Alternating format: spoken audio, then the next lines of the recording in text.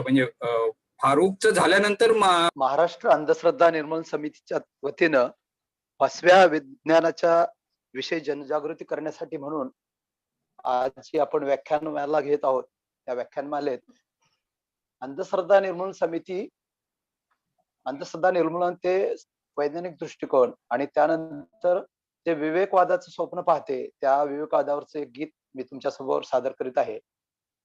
संकल्प आमुचा केवळ एकची आहे रे, विवेकवादी जग हे सारे व्हावे रे, विवेकवादी जग हे सारे व्हावे रे. विश्व असावे बंधुत्वाने भरलेले, विद्वेषाला गाडून पुरते उरलेले. विश्व असावे बंधुत्वाने भरलेले, विद्वेषाला गाडून पुरते उरलेले. हा विद्वेषाला गाडून पुरते उरलेले. सकल जनांचे जीवन सुंदर व्हावे रे, विवेकवादी जग हे सारे व्हावे रे. संकल्प आमुचा केवळ एकची आहे रे, विवेकवादी जग हे सारे व्हावे रे. नैतिकतेचे आचरण आम्ही रोज करू, शोधक वृत्ती पेरू विषमता दूर करू. नैतिकतेचे आचरण आम्ही रोज करू, शोधक वृत्ती पेरू विषमता दूर करू. हा शोधक वृत्ती पेरू विषमता दूर करू. पुरस्कारूया बुद्धिवाद निरंतर रे, विवेकवादी जग हे सारे व्हावे रे. संकल्प आमुचा केवळ एकची आहे रे, विवेकवादी जग हे सारे व्हावे रे. धन्यवाद. धन्यवाद अण्णा कडलासकर. आज या ठिकाणी उपस्थित असणाऱ्या सर्व साथींचे, श्रोत्यांचे मी मनपूर्वक स्वागत करतो. अंधश्रद्धा निर्मूलन समिती आणि अंधश्रद्धा निर्मूलन वार्तापत्र आयोजित फसवे विज्ञान विरोधी, छद्म विज्ञान विरोधी जनजागरण ऑनलाईन व्याख्यानमालेसाठी उपस्थित सर्वांचे स्वागत. त्याचबरोबर मानसोपचार तज्ञ आजचे व्याख्याते डॉक्टर हमीद या ठिकाणी उपस्थित आहेत, त्यांचं देखील हार्दिक हार्दिक स्वागत. या ठिकाणी 11 ते 14 असे 4 दिवसाची व्याख्यानमाला आणीवानं अंधश्रद्धा निर्मूलन वार्तापत्रानं आयोजित केलेली होती. त्यामध्ये पहिल्या दिवशी डॉक्टर सत्यजित रथ ज्येष्ठ शास्त्रज्ञ या ठिकाणी बोललेले आहेत. त्याचबरोबर दुसऱ्या दिवशी डॉक्टर संतनू अभ्यंकर सुप्रसिद्ध विज्ञान लेखक आहेत, त्यांनी आपली मांडणी केलेली आहे.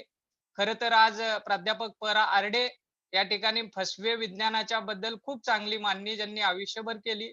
फसवे विज्ञान नवी बुवाबाजी हे ज्यांचं पुस्तक अतिशय प्रसिद्ध आहे, ते बोलणार होते, परंतु काही तब्येतीच्या कारणामुळे ते या ठिकाणी बोलू शकणार नाहीत. आज डॉक्टर या ठिकाणी आपण घेतोय आणि ही शेवटची या व्याख्यानमालेच्या सिरीज मधली शेवटची व्याख्यानमाला आहे. या सगळ्या व्याख्यानमाला यांचं लाईव्ह प्रसारण मॅक्स महाराष्ट्र, डॉक्टर नरेंद्र दाभोळकर थॉट्सच्या पेज, अंधश्रद्धा निर्मूलन वार्तापत्राचे पेज या ठिकाणी लाईव्ह प्रसारण होत आहे. या ठिकाणी फसवे विज्ञान, सुडो सायन्स, छद्म बुवाबाजी ही विज्ञानाच्या क्षेत्रातील नवी बुवाबाजी आहे. अमेरिकेमध्ये याच्यामध्ये एक सर्वेक्षण या बुवाबाजीच्या, या छद्म विज्ञानाच्या संदर्भात झालेलं होतं. त्याचा अहवाल असा होता, 3,68,000 नागरिकांनी छद्म विज्ञानाचा उपचार घेतल्याने ते मृत्युमुखी पडलेले होते. 3,06,000 लोकांना दुखापती झालेल्या होत्या आणि $2,80,00,00,000 या छद्म विज्ञानाच्या नादाला लागून पाण्यामध्ये गेलेले होते. असाच प्रयोग जर भारतात झाला, असंच सर्वेक्षण जर भारतामध्ये झालं, तर आपल्याला त्याची भयावहता लक्षात येऊ शकते. किती नादी लागून लोक हे स्वतःचे जीव गमावत आहेत हे आपल्याला लक्षात येईल. छद्म विज्ञानाचा पसारा हा खूप मोठा आहे. ज्योतिष्य, वास्तुशास्त्र, चुंबक चिकित्सा, रेकी, निसर्गोपचार, अकुपंक्चर, हर्बल औषधे इथपासून ते सध्या कोरोनाच्या महामारीमध्ये गोमूत्र आणि शेण हे अंगाला लावणे आणि पिण्यापर्यंत, यज्ञ करून पर्यावरण शुद्ध करण्यापर्यंत, तसेच चंद्रपूर सारख्या ठिकाणी बकऱ्याचा बळी देऊन त्याचे रक्ताचे शिंतोडे गावाभरामध्ये उडवून गो कोरोना म्हणण्यापर्यंत इथपर्यंत हा छद्म विज्ञानाचा खूप मोठा पसार आहे. आपल्या लक्षात येत असेल की अशा पद्धतीनं नेमकं या पाठीमागे जाण्याची लोकांची मानसिकता काय असू शकेल. लोक या सगळ्या छद्म विज्ञानाला, फसव्या विज्ञानाला नेमकं बळी तर का पडत असावीत, असा ज्यावेळेला आपल्याला प्रश्न निर्माण होतो त्यावेळेला आपण याचं उत्तर या आपण मानस उपचाराकडून किंवा मानस तज्ञाकडूनच घेऊ शकतो. आणि त्यासाठीच आपण आपले या विषयातले तज्ञ व्याख्याते डॉक्टर हमीद दाभोलकर यांना प्राचारण केलेलं आहे. हमीद दाभोलकरांची ओळख अशी आहे, MBBS आणि DNB त्यांनी केलेलं आहे. मनोविकार तज्ञ म्हणून ते साताऱ्यात कार्यरत आहेत. अंधश्रद्धा निर्मूलन समितीचे ते कार्यकर्ते आहेत. महाराष्ट्र विवेक वाहिनी याचे ते संघटक आहेत. साधना ट्रस्ट आणि प्राज्ञ पाठशाळा या संस्थेचे ते विश्वस्त आहेत. परिवर्तन संस्थेच्या माध्यमातून मानसिक आरोग्य आणि व्यसन मुक्तीचे काम ते करत आहेत. सत्यमेव जयते या आमिर खानच्या कार्यक्रमामध्ये त्यांना या परिवर्तन संस्थेला पुरस्कार देखील मिळालेला आहे. डॉक्टर नरेंद्र दाभोलकर यांच्या सोबत त्यांनी प्रश्न मनाचे या पुस्तकाचे लिखाण केलेले आहे. विवेकाच्या वाटेवर हे पुस्तक देखील त्यांनी लिहिलेले आहे आणि या पुस्तकाला राज्य शासनाचा पुरस्कार देखील मिळालेला आहे. सध्या कोरोनाच्या काळामध्ये मानस मैत्र नावाची हेल्पलाईन ते चालवतात. या मानस मैत्र हेल्पलाईनच्या वतीनं ते मोफत समुपदेशन करतात आणि त्याचबरोबर 500 लोकांचं ट्रेनिंग देऊन मानस मित्र ही संकल्पना समाजामध्ये ते राबवत आहेत. असे आजचे तज्ञ, आजचे विषयाचे व्याख्याते डॉक्टर हमीद दाभोलकर उपस्थित आहेत. त्यांचं मी स्वागत करतो आणि त्यांना विनंती करतो की कृपया आपल्या विषयाची मांडणी त्यांनी करावी. डॉक्टर हमीद दाभोलकर. नमस्कार. धन्यवाद फारुख. माझा आवाज ऐकायला येतोय व्यवस्थित? हो, येतोय. उपस्थित सर्व श्रोते, बंधू भगिनी आणि सचे सर्व सहकारी, आज एका अतिशय कठीण आणि अवघड अशा कालखंडातनं आपण सगळेजण गेले वर्ष, सव्वा वर्ष जातोय आणि त्या कालखंडात आपल्यातल्या अनेक जणांनी आपली जवळची माणसं गमावलेली आहेत, त्यांच्या कुटुंबातली माणसं गमावलेली आहेत. एक अनिश्चितता सगळ्या वातावरणामध्ये भरून राहिलेली आहे. अशा प्रसंगी आज आपण ही फसव्या विज्ञानाच्या विरोधी व्याख्यानमाला घेतोय, ती मोहीम चालवतोय. या परिस्थितीचं गांभीर्य आणि त्याची पार्श्वभूमी ही आपल्या सगळ्यांना माहिती आहे आणि कदाचित म्हणूनच या फसव्या विज्ञानाच्या विषयी आज बोलणं हे कधी नव्हे इतकं महत्वाचं झालेलं आहे. कारण की या कालखंडामध्ये योग्य माहिती यामधला फरक हा आपल्या कुणाहीसाठी जीव करू शकतो अशा स्वरूपाचा हा कालखंड आहे. आणि म्हणून या कालखंडात अंधश्रद्धा निर्मूलन समितीच्या वार्तापत्रांनी फसव्या विज्ञानाच्या विरोधातली ही व्याख्यानमाला घेतली, एक विशेषांक काढला. त्याच्यापूर्वी प्राध्यापक प.रा. आरडे यांचं पुस्तक या विषयावरचं प्रसिद्ध केलं आणि येते 6 महिने सातत्याने या विषयावरती जनजागरण केलं जाणार आहे. हे मला वाटतं महत्वाची बाब आहे. जितकं महत्वाचं करोनाच्या कालखंडामध्ये रुग्णसेवा देणं आहे, तितकंच किंवा त्याच्या जवळपास जाणारं महत्वाचं आजूबाजूच्या समाजाला योग्य स्वरूपाचं शास्त्रीय ज्ञान देणं देखील आहे. कारण की ते ज्ञान जर आपण या लोकांच्या पर्यंत पोहोचू शकलो नाही तर त्याचा परिणाम शेवटचा हा आपल्या आरोग्य व्यवस्थेवरती होणार आहे आणि तो होताना आपल्या सगळ्यांना दिसतोय. एक अतिशय अवघड आणि अस्वस्थ करणारा कालखंड आहे. आपल्याला करोना होईल का, आपल्या आजूबाजूच्या लोकांना होईल का, लस मिळेल का, आजारी पडलं तर ऑक्सिजन मिळेल का, बेड मिळेल का, व्हेंटिलेटर मिळेल का, अशा स्वरूपाच्या पासून ते आपल्या मुलांच्या शिक्षणाचं काय, म्हातारे आई वडील आहेत त्यांच्या विषयीच्या चिंता, अनेक जणांची रोजीरोटी या कालखंडामध्ये गमावली गेलेली आहे त्याच्याविषयीच्या चिंता, म्हणजे एका अतिशय अस्वस्थ करणाऱ्या, मानसिक दृष्ट्या चॅलेंजिंग ज्याला म्हणता येईल, आव्हानात्मक म्हणता येईल, अशा स्वरूपाच्या कालखंडामध्ये आपण सगळेजण राहतोय. आणि या कालखंडामध्ये छद्मविज्ञानाच्या आणि फसव्या विज्ञानाच्या विषयी जाणून घेणं हे अधिक महत्वाचं आहे.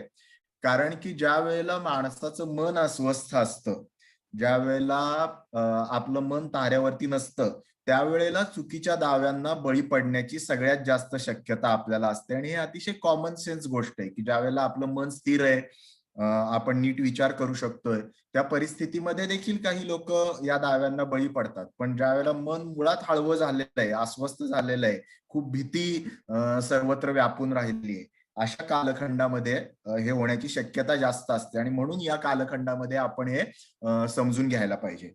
आणि मला हा विषय थोडासा आपण बदलून घ्यावा असं नंतर विषय जाहीर झाल्यानंतर वाटायला लागलं. आणि ते का ते मी तुम्हाला सांगतो. आपण असं म्हटलंय की लोक छद्मविज्ञानाला किंवा फसव्या विज्ञानाला बळी का पडतात, ते बदलून मला असं वाटायला लागलं की आपण छद्मविज्ञानाला किंवा फसव्या विज्ञानाला का बळी पडू शकतो आणि त्यापासून वाचायचं कसं, अशा पद्धतीनं आजचा हा विषय आपण थोडासा बदलून घेऊया. मुळामध्ये आपल्याला जे अपेक्षित आहे त्याच्यात आणि याच्यात तसं म्हटलं तर खूप फरक नाही, परंतु याला बळी पडणारे दुसरे कोणीतरी आहेत, आपण मात्र याच्यापासून वेगळे आहोत, अशा स्वरूपाची धारणा घेऊन जर आपल्यातलं कोणी इथं आलं असेल तर हे या निमित्तानं मी अधोरेखित करू इच्छितो की हे केवळ बाकीच्यांच्या पुरतं नाही, हे आपल्यातल्या सगळ्यांना देखील लागू पडणारी गोष्ट आहे.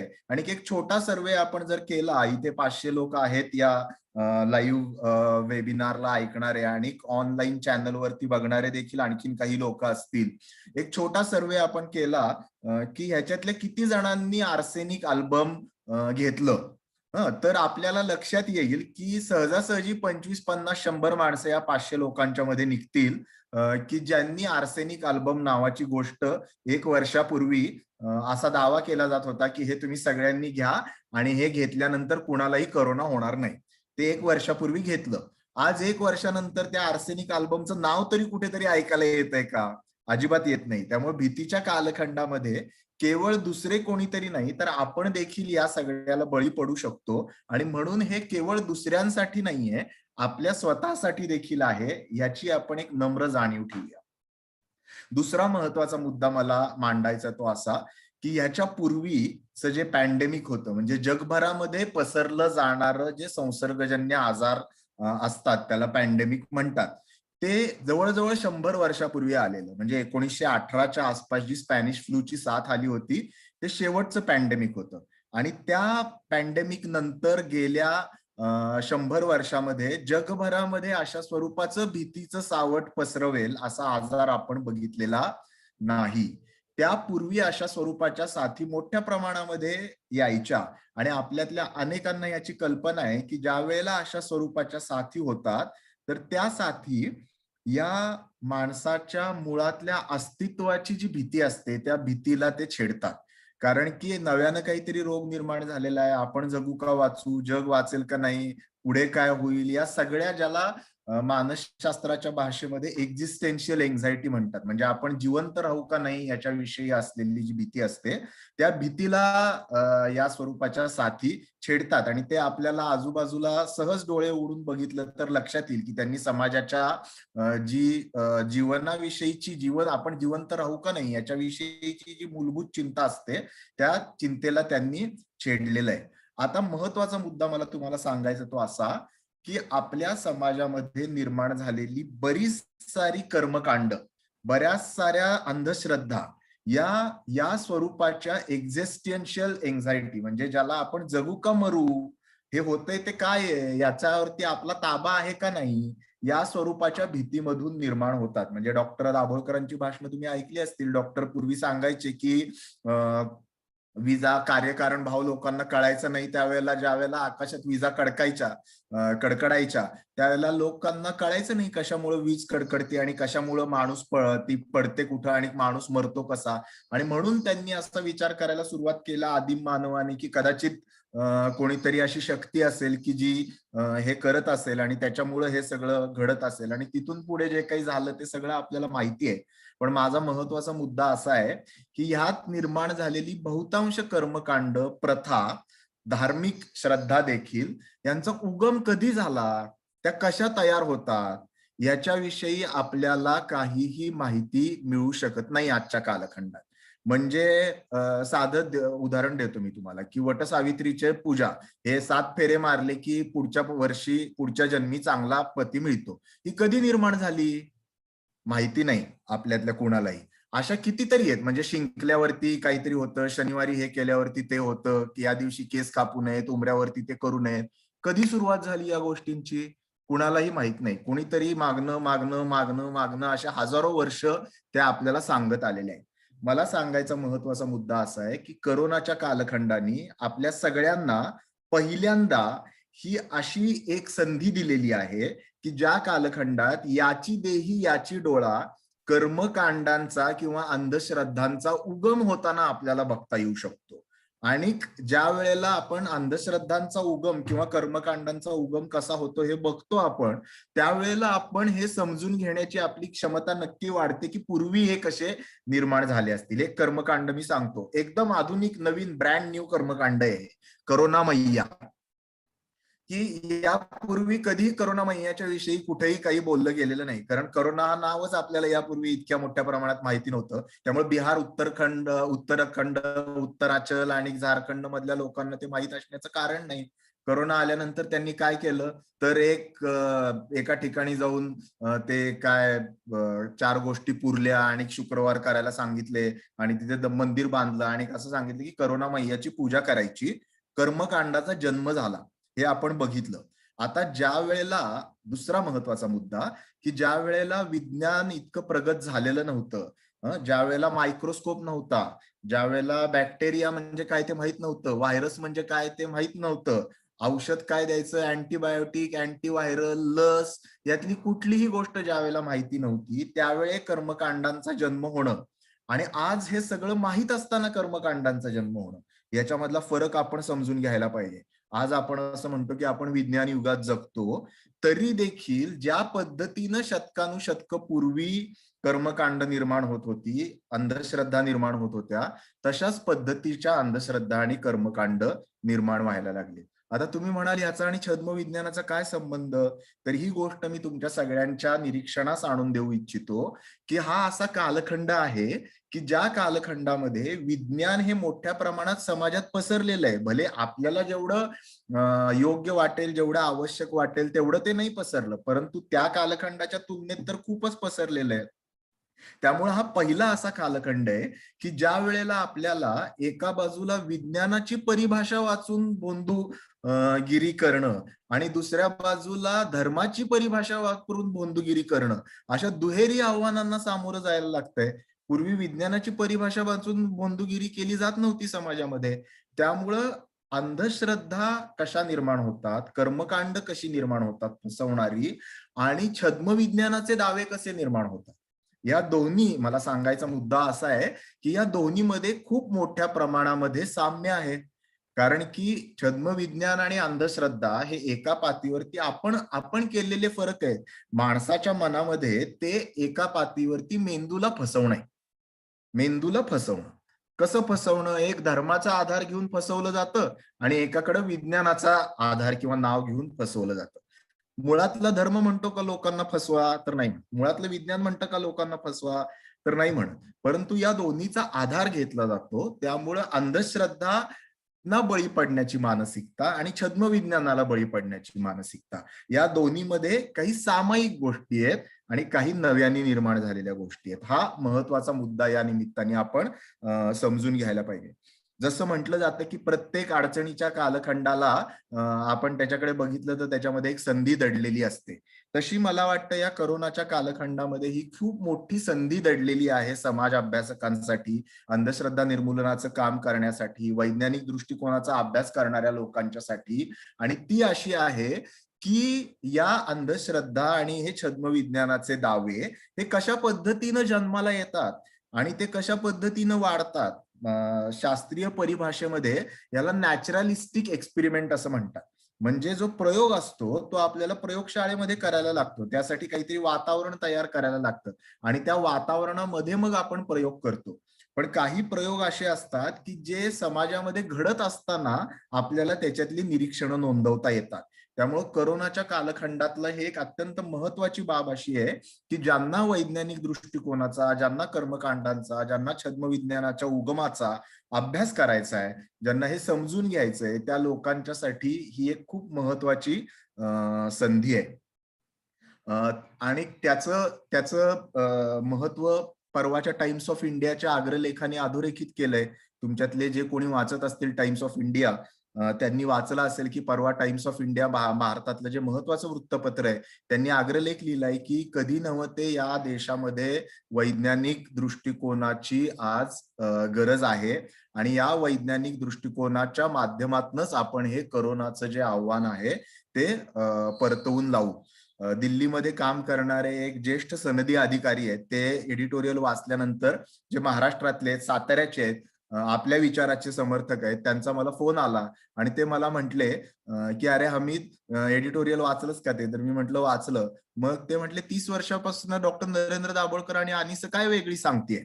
तर मला त्या क्षणी डॉक्टरांचे ते उद्गार आठवले की डॉक्टर असं म्हणायचे, डॉक्टर नरेंद्र दाभोळकर असं म्हणायचे की लोहियांचं वाक्य ते कोट करायचे की लोक मेरी बात मानेंगे जरूर लेकिन मेरे मरने के बाद, आणि पुढे असं म्हणायचे की माझ्या बाबतीत असं होऊ नये अशी माझी इच्छा आहे. पण खंत अशी आहे की ते आज घडलेलं आहे. आज समाज म्हणून आपल्याला एका बाजूला छद्मविज्ञान आणि अंधश्रद्धांचा ऑक्टोपस हा जरी आपल्या आजूबाजूला पसरत असला तरी आपल्या सगळ्यांना मनोमन हे पटलेलं आहे, कळलेलं आहे की यामधनं जर बाहेर पडायचं असलं तर वैज्ञानिक दृष्टिकोनाशिवाय दुसरा आपल्याला तरणोपाय नाही. आणि त्यामुळं या सगळ्या गोष्टींकडे आपण काय नजरेने बघू शकतो हे मला थोडंसं सुरुवातीला आपल्या सगळ्यांच्या समोर सांगायचं होतं. दुसरा महत्वाचा मुद्दा आहे डॉक्टर नरेंद्र दाभोळकरांचंच मी तुम्हाला उदाहरण जे आपण बघत होतो तेच थोडंसं पुढे नेऊन सांगतो. डॉक्टर तुमच्यातले अनेक अनिसचे कार्यकर्ते आहेत, तुम्ही हे भाषण नरेंद्र दाभोळकरांचं अनेक वेळा ऐकलं असेल, लिहिलेलं वाचलं असेल. विवेकवादाविषयी ते बोलताना असं म्हणायचे, मांडणी करताना, की धर्म आणि विज्ञान यांची दोन क्षेत्रामध्ये खरं तर जुगलबंदी राहिलेली आहे. त्यातला पहिला प्रश्न आहे सत्य काय आणि दुसरा प्रश्न आहे इष्ट काय, म्हणजे व्हॉट इज ट्रूथ आणि व्हॉट इज गुड. तर त्या मांडणीमध्ये डॉक्टर असं सांगायचे की व्हॉट इज ट्रूथ म्हणजे सत्य काय आहे, याविषयीच्या क्षेत्रात गेल्या 300 वर्षात विज्ञानाने धर्माचा निर्णायक, हे डॉक्टरांचे शब्द आहेत, निर्णायक पराभव केलेला आहे असं डॉक्टर म्हणायचे. आणि डॉक्टर गेल्यानंतरच्या गेल्या 7 वर्षाचा कालखंड याला आज सत्योत्तर जग असं म्हटलं जातं, पोस्ट ट्रूथ वर्ल्ड.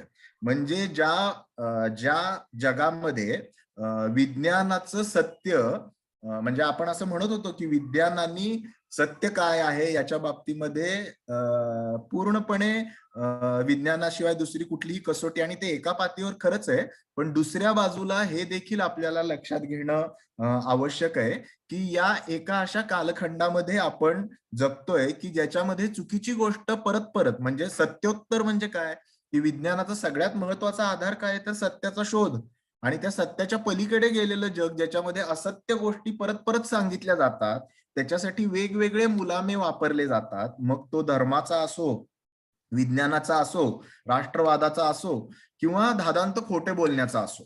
तर या सगळ्या कालखंडामध्ये आपण जगतोय आणि म्हणून या गोष्टी देखील समजून घेणं आपल्याला महत्वाचं आहे की नारायण सुर्वेंची ती कविता तुम्हाला माहिती असेल कदाचित, की त्यांनी सूर्य देखील बाजारात आणला, अशा त्या कवितेच्या ओळी आहेत.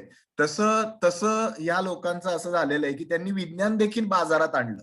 म्हणजे विज्ञान ज्याच्या माध्यमातून आपण सत्य शोधणार होतो, ज्याच्या माध्यमातून आपण योग्य काय आहे ते शोधण्याचा प्रयत्न करत होतो, त्या विज्ञानाचाच वापर यांनी चुकीच्या गोष्टी, अंधश्रद्धा पसरवण्यासाठी करायला सुरुवात केली आणि त्याला आपण छद्मविज्ञान म्हणतो, बरोबर की नाही? अशा स्वरूपाचे मेसेज आपल्यातल्या असंख्य जणांनी असंख्य ठिकाणी बघितलेले असतील की त्या मेसेज मधलं तथ्यांश जर सांगायचा असेल तर त्याच्यावरती वरती लिहिलेलं असतं की नासा के शास्त्रज्ञों ने बताया है, बरोबर की नाही? किंवा नासाच्या लोकांनी सांगितलेलं आहे.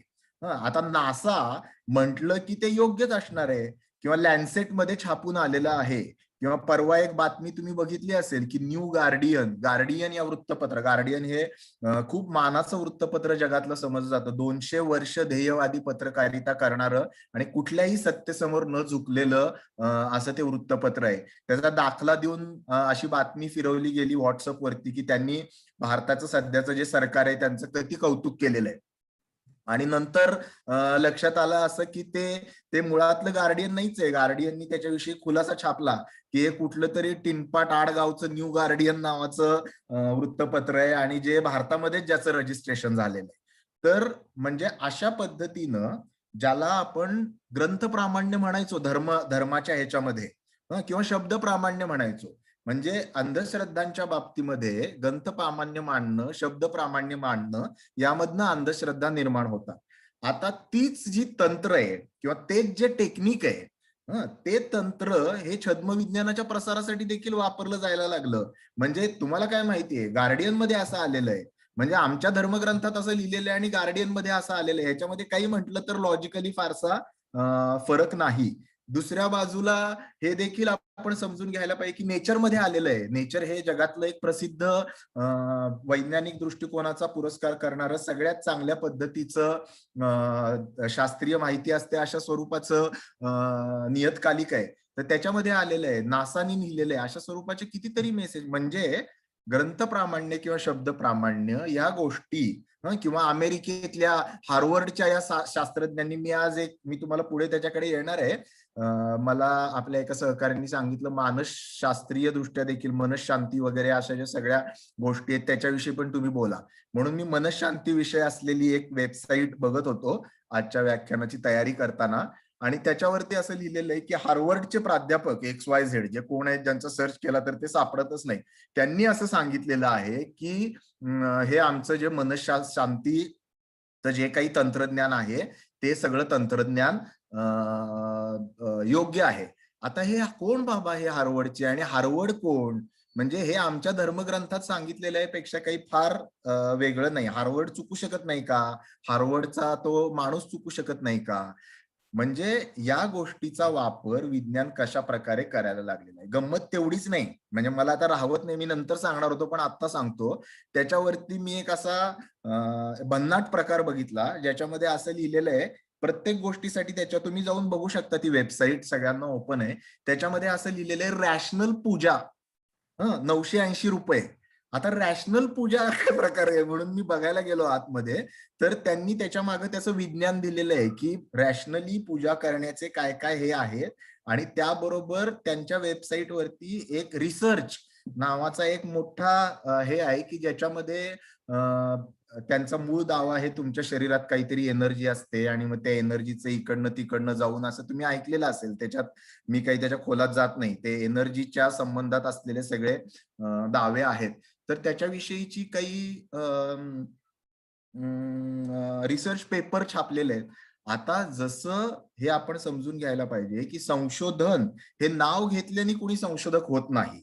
आणि जसं भोंदूगिरी करणारे लोक हे धर्माच्या, मग तो हिंदू, मुस्लिम, ख्रिश्चन, ईसाई, बुद्ध कुठलाही असो, त्याच्या नावाखाली भोंदूगिरी करणारे लोक असतात, तसं विज्ञानाच्या नावाखाली देखील भोंदूगिरी करणारे, रजिस्ट्रेशन केलेले, स्वतःला शास्त्रीय म्हणणारे, कारण त्यांना लक्षात आलंय की शास्त्रीय म्हटलं की आपलं जे प्रॉडक्ट आहे ते बाजारामध्ये पटकन विकलं जातं. त्यामुळं एका पातळीवरती ते करत जरी असले अंधश्रद्धांच्याच बाजारातला व्यवसाय, दुसऱ्या पातळीवरती ते विज्ञानाची परिभाषा मात्र अतिशय हुशारीने वापरायला शिकलेले असतात. आणि छद्मविज्ञानामध्ये काय होतं, तर विज्ञानाची परिभाषा, विज्ञानाची सूत्र, विज्ञानाचे दाखले असं म्हटल्यावरती, विज्ञान म्हटल्यावरती आपण म्हणतो अरे विज्ञान आहे हे, असं कोणीतरी सिद्ध केलेलं आहे, म्हणजे त्यामधून फसवलं जाण्याची शक्यता ही मोठ्या प्रमाणात वाढते. त्यामुळं सध्याचा जो छद्म विज्ञानाचा किंवा फसव्या विज्ञानाचा या बहुरूपी मायाजालाशी आपल्याला सामना करायचा आहे, ते एकाच पातळीवरती धर्माच्याशी पण जोडलं गेलेलं आहे आणि दुसऱ्या पातळीवरती विज्ञानाशी पण जोडलं गेलेलं आहे. ही गोष्ट आपल्याला मुळातनं माहिती असणं आवश्यक आहे. त्यामुळे या दोन वेगवेगळ्या गोष्टी नाहीत हे आपण समजून घेऊया. आता हे देखील आपण समजून घेऊया की एका बाजूला मुळात अशी देखील मांडणी करणारी लोक कमी नाहीत की काही धर्म जसा ख्रिश्चॅनिटी या धर्माचा उदय हा मुळात छद्म विज्ञानातून झालेला आहे अशी मांडणी केली जाते.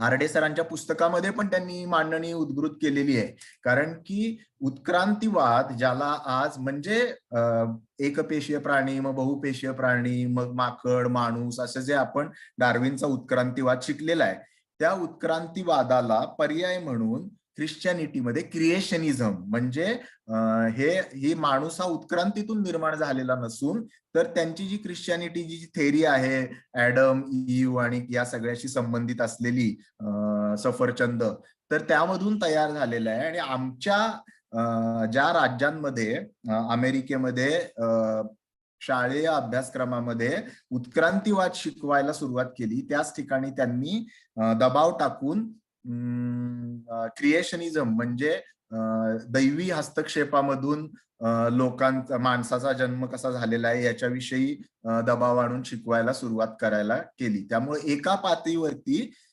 विज्ञान आणि धर्म या दोन्हीची एका मर्यादे पलीकडे आपण वेगळे पण करू शकत नाही.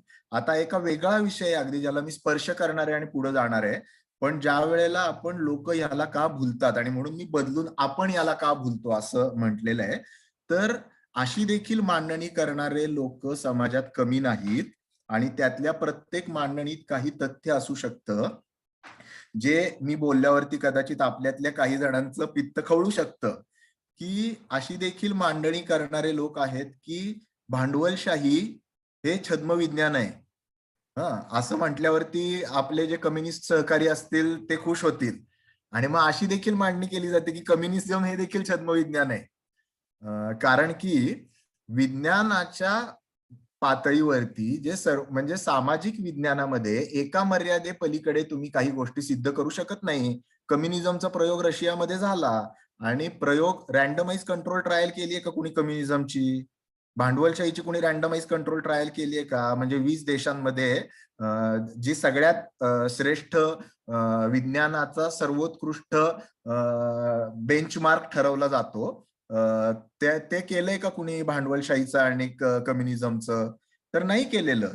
परंतु तरी देखील त्याच्यामधल्या वेगवेगळ्या संकल्पनांना कमी अधिक आधार आपल्याला शोधता येऊ शकतात. त्यामुळं असं देखील आपण करू नये की छद्म विज्ञानाच्या विषयी आपण काम करायला लागलो मग वॉशिंग्टनच्या कुऱ्हाडीसारखं की हे घे आणि त्याला धोपट, ते घे आणि त्याला धोपट आणि सगळ्याच गोष्टींना जे आपलं नाही ते आपला तो बाबा आणि दुसऱ्याचं ते कार्ट सारखं, आमचं ते विज्ञान आणि तुमचं ते छद्म विज्ञान. असं करणं हे देखील मला वाटतं योग्य नाही आपल्या दृष्टीनं. याच्या खोलात मी जाणार नाहीये, परंतु हे आपल्याला माहित असावं एवढ्यासाठी मी हे बोललो. मग आता कुठल्या छद्म विज्ञानाच्या गोष्टींविषयी मी बोलणार आहे की ज्याची कारणं आणि त्याच्यातनं बाहेर पडायचे उपाय. तर मी तुम्हाला सांगतो की आरडे सरांच्या पुस्तकामध्ये खूप छान यादी आहे. तुम्ही सगळेजण ते पुस्तक वाचा. फसवे विज्ञान नवी बुवाबाजी नावाचं अतिशय चांगलं संग्रही ठेवावं असं पुस्तक आहे. तुमच्यातल्या ज्यांना पाहिजे असेल त्यांनी चॅट बॉक्स मध्ये लिहा. तुम्हाला ते कसं मिळेल याच्याविषयी आणि सचे लोक सांगू शकतील. 50% सवलतीच्या दरात ते उपलब्ध आहे आणि त्याच्यामध्ये एक खूप मोठी यादी दिलेली आहे. त्यातल्या सगळ्याविषयी मी बोलणार नाहीये, पण काही छोट्या छोट्या गोष्टी सांगतो की ज्याच्याविषयी मी बोलणार आहे छद्म विज्ञान म्हणून आणि ज्या अगदी धडधडीतरित्या ढोबळमानाने ज्यांना कुठलाही वैज्ञानिक आधार सिद्ध करता येऊ शकत नाही अशा स्वरूपाच्या गोष्टी आहेत या. जसं की मिड ब्रेन ऍक्टिव्हेशन म्हणजे काय, तर मेंदूतला मध्यमेंदू नावाचा एक भाग असतो आणि त्या मध्यमेंदूचं तुमच्या आम्ही ऍक्टिव्हेशन करतो आणि ते केल्यावरती काय होतं तर डोळ्याला पट्टी बांधलेली असते आणि तरी देखील तुम्हाला पुस्तक वाचता येऊ शकतं. आता मुळामध्ये मिड ब्रेनचा आणि दिसण्याच्या क्रियेचा एकमेकांशी काही संबंध नाही. त्याच्यामुळे मुळात हा जो दावा आहे तो जैविक जी माणसाच्या मेंदूची रचना आहे त्या रचनेशी काही त्याचा संबंधच नाही. त्यामुळे पुढची चिकित्सा करण्याचीच गरज नाही याच्यामध्ये, कारण दिसण्याची जी क्रिया आहे ती मेंदूच्या मागच्या भागामध्ये होते. आणि मिड ब्रेन मधनं दिसण्याच्या क्रियेतली कुठलीच गोष्ट केली जात नाही. त्यामुळे ज्यांनी अॅनाटॉमी म्हणजे शरीरशास्त्र शिकलेलं आहे तो कुठलाही माणूस याच्यावरती विश्वास ठेवणं शक्यच नाही. त्यामुळे पुढे त्याची चिकित्सा करणं ही फार दूरची गोष्ट आहे. किंवा डॅक्टिलोग्राफी म्हणून नवीन आता आलेलं आहे, म्हणजे हस्तरेषांचं शास्त्र. म्हणजे काय, तर तुमचा ज्योतिषाचा धंदा जर नीट चालत नसेल तर हे नवीन आधुनिक ज्यांना आम्ही ज्योतिषावरती विश्वास ठेवतो हे मान्य करणं थोडंसं कमीपणाचं वाटत असेल त्यांच्यासाठी डॅक्टिलोग्राफी म्हणजे हातावरच्या रेषा तुमच्या ज्या असतात त्याच्यावरनं तुमच्या बुद्धिमत्तेचं मापन केलं जाईल, अशा स्वरूपाच्या गोष्टी त्याच्यामध्ये. Flower remedies, hand writing experts, असे नवीन ॲक्युपंक्चर, ॲक्युप्रेशर, नंतर सोराजेम, magnet therapy, dowsing, mind problem, brain problem, hypnosis काही अर्थाने त्याच्याविषयी मी बोलणार आहे. नंतर गर्भसंस्कार, खूप मोठी यादी आहे.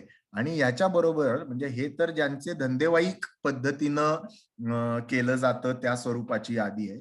पण या पलीकडे गेल्या काही दिवसांमध्ये, गेल्या काही वर्षांमध्ये जे दावे आपल्या आजूबाजूला केले गेले त्याच्याविषयी पण बोलणार आहे मी. आपल्या देशाचे माननीय पंतप्रधान 2014 साली एका हॉस्पिटलचं उद्घाटन करताना असं म्हणाले की आमच्या इथे पूर्वजांपासून ते प्लास्टिक सर्जरी होती, कारण की गणपती हे प्लास्टिक सर्जरीचं रूप आहे. तर हे छद्मविज्ञानाचं अतिशय चांगलं उदाहरण आहे की आपण एका पातळीवरती विज्ञानाच्या सगळ्या फायद्यांचा, हॉस्पिटलचा विचार करतोय, पण दुसऱ्या पातळीवरती आपली जी पूर्वज होते ते कसे जगामध्ये श्रेष्ठ होते हे कुठलाही पुरावा न देता, कुठल्याही चिकित्सेमध्ये न जाता दावे करणं हे आपल्या आजूबाजूला घडतंय. याच्यामध्ये त्या अर्थाने काही थेट व्यवसाय नाही, जसं हे डाउजिंग वाले करतात, ॲक्युप्रेशर वाले करतात, ॲक्युपंक्चर वाले करतात, तसं नाही याच्यामध्ये. पण समाजाच्या बुद्धीला भ्रष्ट करणारी स्टेटमेंट आहेत ह्याच्यामध्ये, छद्मविज्ञान आहेत. अशा स्वरूपाचे दावे गेल्या 5 वर्षामध्ये आपण कितीतरी वेळेला ऐकलेले आहेत की पूर्वीच्या काळी आमच्या इथे शास्त्र किती प्रगत होतं, कौरव हे किंवा कर्ण हे टेस्ट ट्यूब बेबीचं हे उदाहरण आहे, किंवा कौरव हे क्लोनिंगचं उदाहरण आहे, किंवा दूरचित्रवाणी म्हणजे संजय, महाभारतातला संजय म्हणजे आजचं दूरचित्रवाणी किंवा इंटरनेट आहे. तर याविषयीचे दावे कुणी करायला काहीच हरकत नाही. आणि त्या कालखंडामध्ये त्या सगळ्या कल्पना या जिनियस होत्या, कारण की त्या कालखंडामध्ये केवळ मेंदूच्या आधाराने कुठलाही दुसरा बाह्य मदत नसताना अशा गोष्टींची कल्पना त्या लोकांनी केली. पण शेवटी त्या कल्पना होत्या. त्या जेव्हा कल्पना प्रत्यक्षात प्रयोगांमध्ये तपासल्या जातात आणि त्या तपासल्यानंतर परत परत तपासल्या जातात, तटस्थ व्यक्तींकडनं तपासल्या जातात आणि त्यानंतर त्याचं विज्ञानात रूपांतर होतं. त्यामुळे यातली कुठलीही गोष्ट ही चिकित्सेला ओपन नाही, चिकित्सेला उपलब्ध नाही. आणि म्हणून आपल्याला समजून घ्यायला पाहिजे की हे सुद्धा सगळे छद्मविज्ञानाचे दावे आहेत. गमतीचा भाग असा की मगाशी मी जसं म्हटलं ना, त्यांनी सूर्य देखील बाजारात आणलं, तसं त्यांनी इंडियन सायन्स काँग्रेसला देखील सोडलं नाही. 2015, 16, 17 सालच्या इंडियन सायन्स म्हणजे जी भारतातल्या शास्त्रज्ञांनी शास्त्र या विषयावरती एकत्र येऊन उहापोह करावी म्हणून जी कॉन्फरन्स भरते, त्या कॉन्फरन्समध्ये अशा स्वरूपाची प्रेझेंटेशन केली गेली की शंखनाद करून मी माझं सेशन चालू करतो, कारण त्याच्यामुळे पॉझिटिव्ह एनर्जी सगळीकडे भरली जाईल आणि तुम्हाला आरोग्य चांगलं मिळेल. एका माणसांनी असा पेपर सबमिट केला, त्याच्यामध्ये जे कॅप्टन होते पूर्वी वायुदलामध्ये, की प्राचीन भारत आणि विमान उडवण्याची कला. तर हे सगळं आपल्या आजूबाजूचं वास्तव आहे. या सगळ्या छद्मविज्ञानाचं जे मायाजाल आहे त्याच्या अनुषंगाने मी आपल्या सगळ्यांशी बोलणार आहे. आता हे सगळं घडत असताना आपल्या इथले जे भले मोठे थोर म्हणता येतील अशा स्वरूपाचे बाबा बुवा आहेत, अशांची काही 4-5 जणांची पण मी उदाहरणं देऊ इच्छितो मुद्दामून या ठिकाणी. आणि त्यासाठी तुम्ही ऑनलाईन जाऊन जर सर्च केलात तर तुम्हाला सहज मिळेल. तर श्रीश्री नावाचे एक आहेत असेच खूप मोठे, ज्यांना काही लक्षावधी लोक फॉलो करतात, ज्यांचे स्वतःचे चॅनल आहेत, जे अगदी काश्मीर पासून कन्याकुमारी पर्यंत कुठल्याही विषयावरती बोलणं त्यांना वर्ज नाही. तर त्यांनी करोनाची इम्युनिटी वाढवण्यासाठी एक औषध चालू केलं, आणलं बाजारामध्ये. आणि त्याच्याविषयीचा व्हिडिओ तुम्ही बघा जाऊन, उपलब्ध आहे, त्यांच्या स्वतःच्या आवाजामध्ये उपलब्ध आहे. आणि ते असं सांगताय की हे औषध तुम्ही घ्या आणि या औषध घेतल्यावरती तुम्हाला करोना होणार नाही, म्हणजे ना के बराबर, म्हणजे थोडं सुद्धा शक्यता नाही. आणि जर तुम्हाला जर झालाच असेल तर 2-4 दिवसात बरा होईल, असा दावा ते करतायत. त्या दाव्याच्या पुष्ट्यार्थ म्हणजे त्याच्या समर्थनार्थ ते काय सांगतायत, हमने 100 लोगों पे इसका ट्रायल किया है, रिसर्च ट्रायल किया है. 100 लोकांवरती आम्ही ह्याची रिसर्च ट्रायल केली आणि त्यातल्या 99 लोकांना बरं वाटलं आणि एका माणसाला फक्त थोडीशी लक्षणं आली. आणि तरी देखील बरं आहे, म्हणजे आपलं आरोग्य मंत्रालय काही बाबतीत तरी चांगलं काम करतंय असं म्हणायला काही हरकत नाही. की तेच सांगतायत की आरोग्य मंत्रालयाने आम्हाला असं सांगितलं की तुम्हाला जर याला सँक्शन पाहिजे असेल तर 80,000 लोकांवरती तुम्हाला कमीत कमी ही ट्रायल करायला लागेल. आणि त्यांनी काय, त्यांना ट्रायलची काही गरज नाही, कारण त्यांनी ते विकताना विकलं इम्युनिटी बुस्टर म्हणून, याच्यामुळे तुमची इम्युनिटी वाढते. परमिशन घेतली इम्युनिटी वाढवण्यासाठी आणि सांगताना सांगतायत की यांनी तुमचा आजार पण बरा होतो. आता 100 लोक कुठनं आणली, ती आधी करोना झालेली होती का, बरी झालेली होती का, कुणी टेस्ट केलं, तुम्हीच टेस्ट केलं का दुसऱ्या लोकांनी टेस्ट केलं? या देशामध्ये ICMR नावाची संस्था आहे, Indian council for medical research, NIV नावाची संस्था आहे. त्या संस्थांचा याच्यामध्ये काहीतरी रोल होता का? जागतिक संस्था आहे, WHO आहे, आणखीन कोणीतरी आहे, 100 संस्था आहेत, यांच्यातल्या कोणी त्याचा अभ्यास केला का? एखाद्या गोष्टीचा प्रभावी आहे ते समजण्यासाठी, ज्याला सॅम्पल साईज म्हणतात प्रयोगाचा, म्हणजे किती लोकांवरती जर प्रयोग केला तर हे सिद्ध होतं, याच्याविषयीचे आकडे म्हणजे काय, तर ह्यांनी 100 म्हटलं की 100, हा त्यांचा दावा करण्याची पद्धती आहे, हे तुम्ही लक्षात घ्या. आणि हे आपल्या आजूबाजूला घडतंय.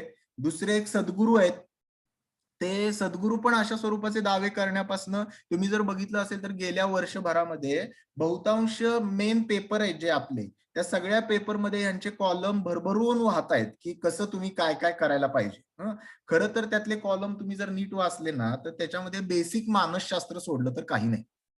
साध्या साध्या मानसशास्त्रातल्या गोष्टी आहेत ज्या कोणीही सांगू शकतं, आपला मानस मित्र पण सांगू शकतो. त्यासाठी सद्गुरू श्री श्री रामदेव यांची कुणाचीही गरज नाही, हे तुम्ही लक्षात घ्या. रामदेव बाबांनी तर त्याच्या पलीकडे गेले, त्यांनी आधी औषध जाहीर केलं, नंतर आरोग्य मंत्र्यांच्या बरोबरीनं आधी लस काहीतरी त्यांनी जाहीर केली, मला वाटतं, मला तर नक्की आठवत नाही काय त्यांनी जाहीर केलं ते, एखादं औषध जाहीर केलं, मग त्याला म्हटले इम्युनिटी बुस्टर म्हटले. आता कुठे गेलं ते? आता त्याच्याविषयी कोणी बोलत नाही, बरोबर की नाही? आणि त्याची ट्रायल काय आहे, त्याचा डेटा कुठे आहे, त्याची चिकित्सा कुठे केली, आपण स्वतःनीच ती केली का, आणि असं म्हणून ते मार्केटमध्ये उपलब्ध आहे, लोक ते घेतायत. हे सगळं आपल्याकडे चालू आहे. आता हे छद्मविज्ञान आहे का? हे धोकादायक आहे का? तर नक्की धोकादायक आहे, नक्की छद्मविज्ञान आहे.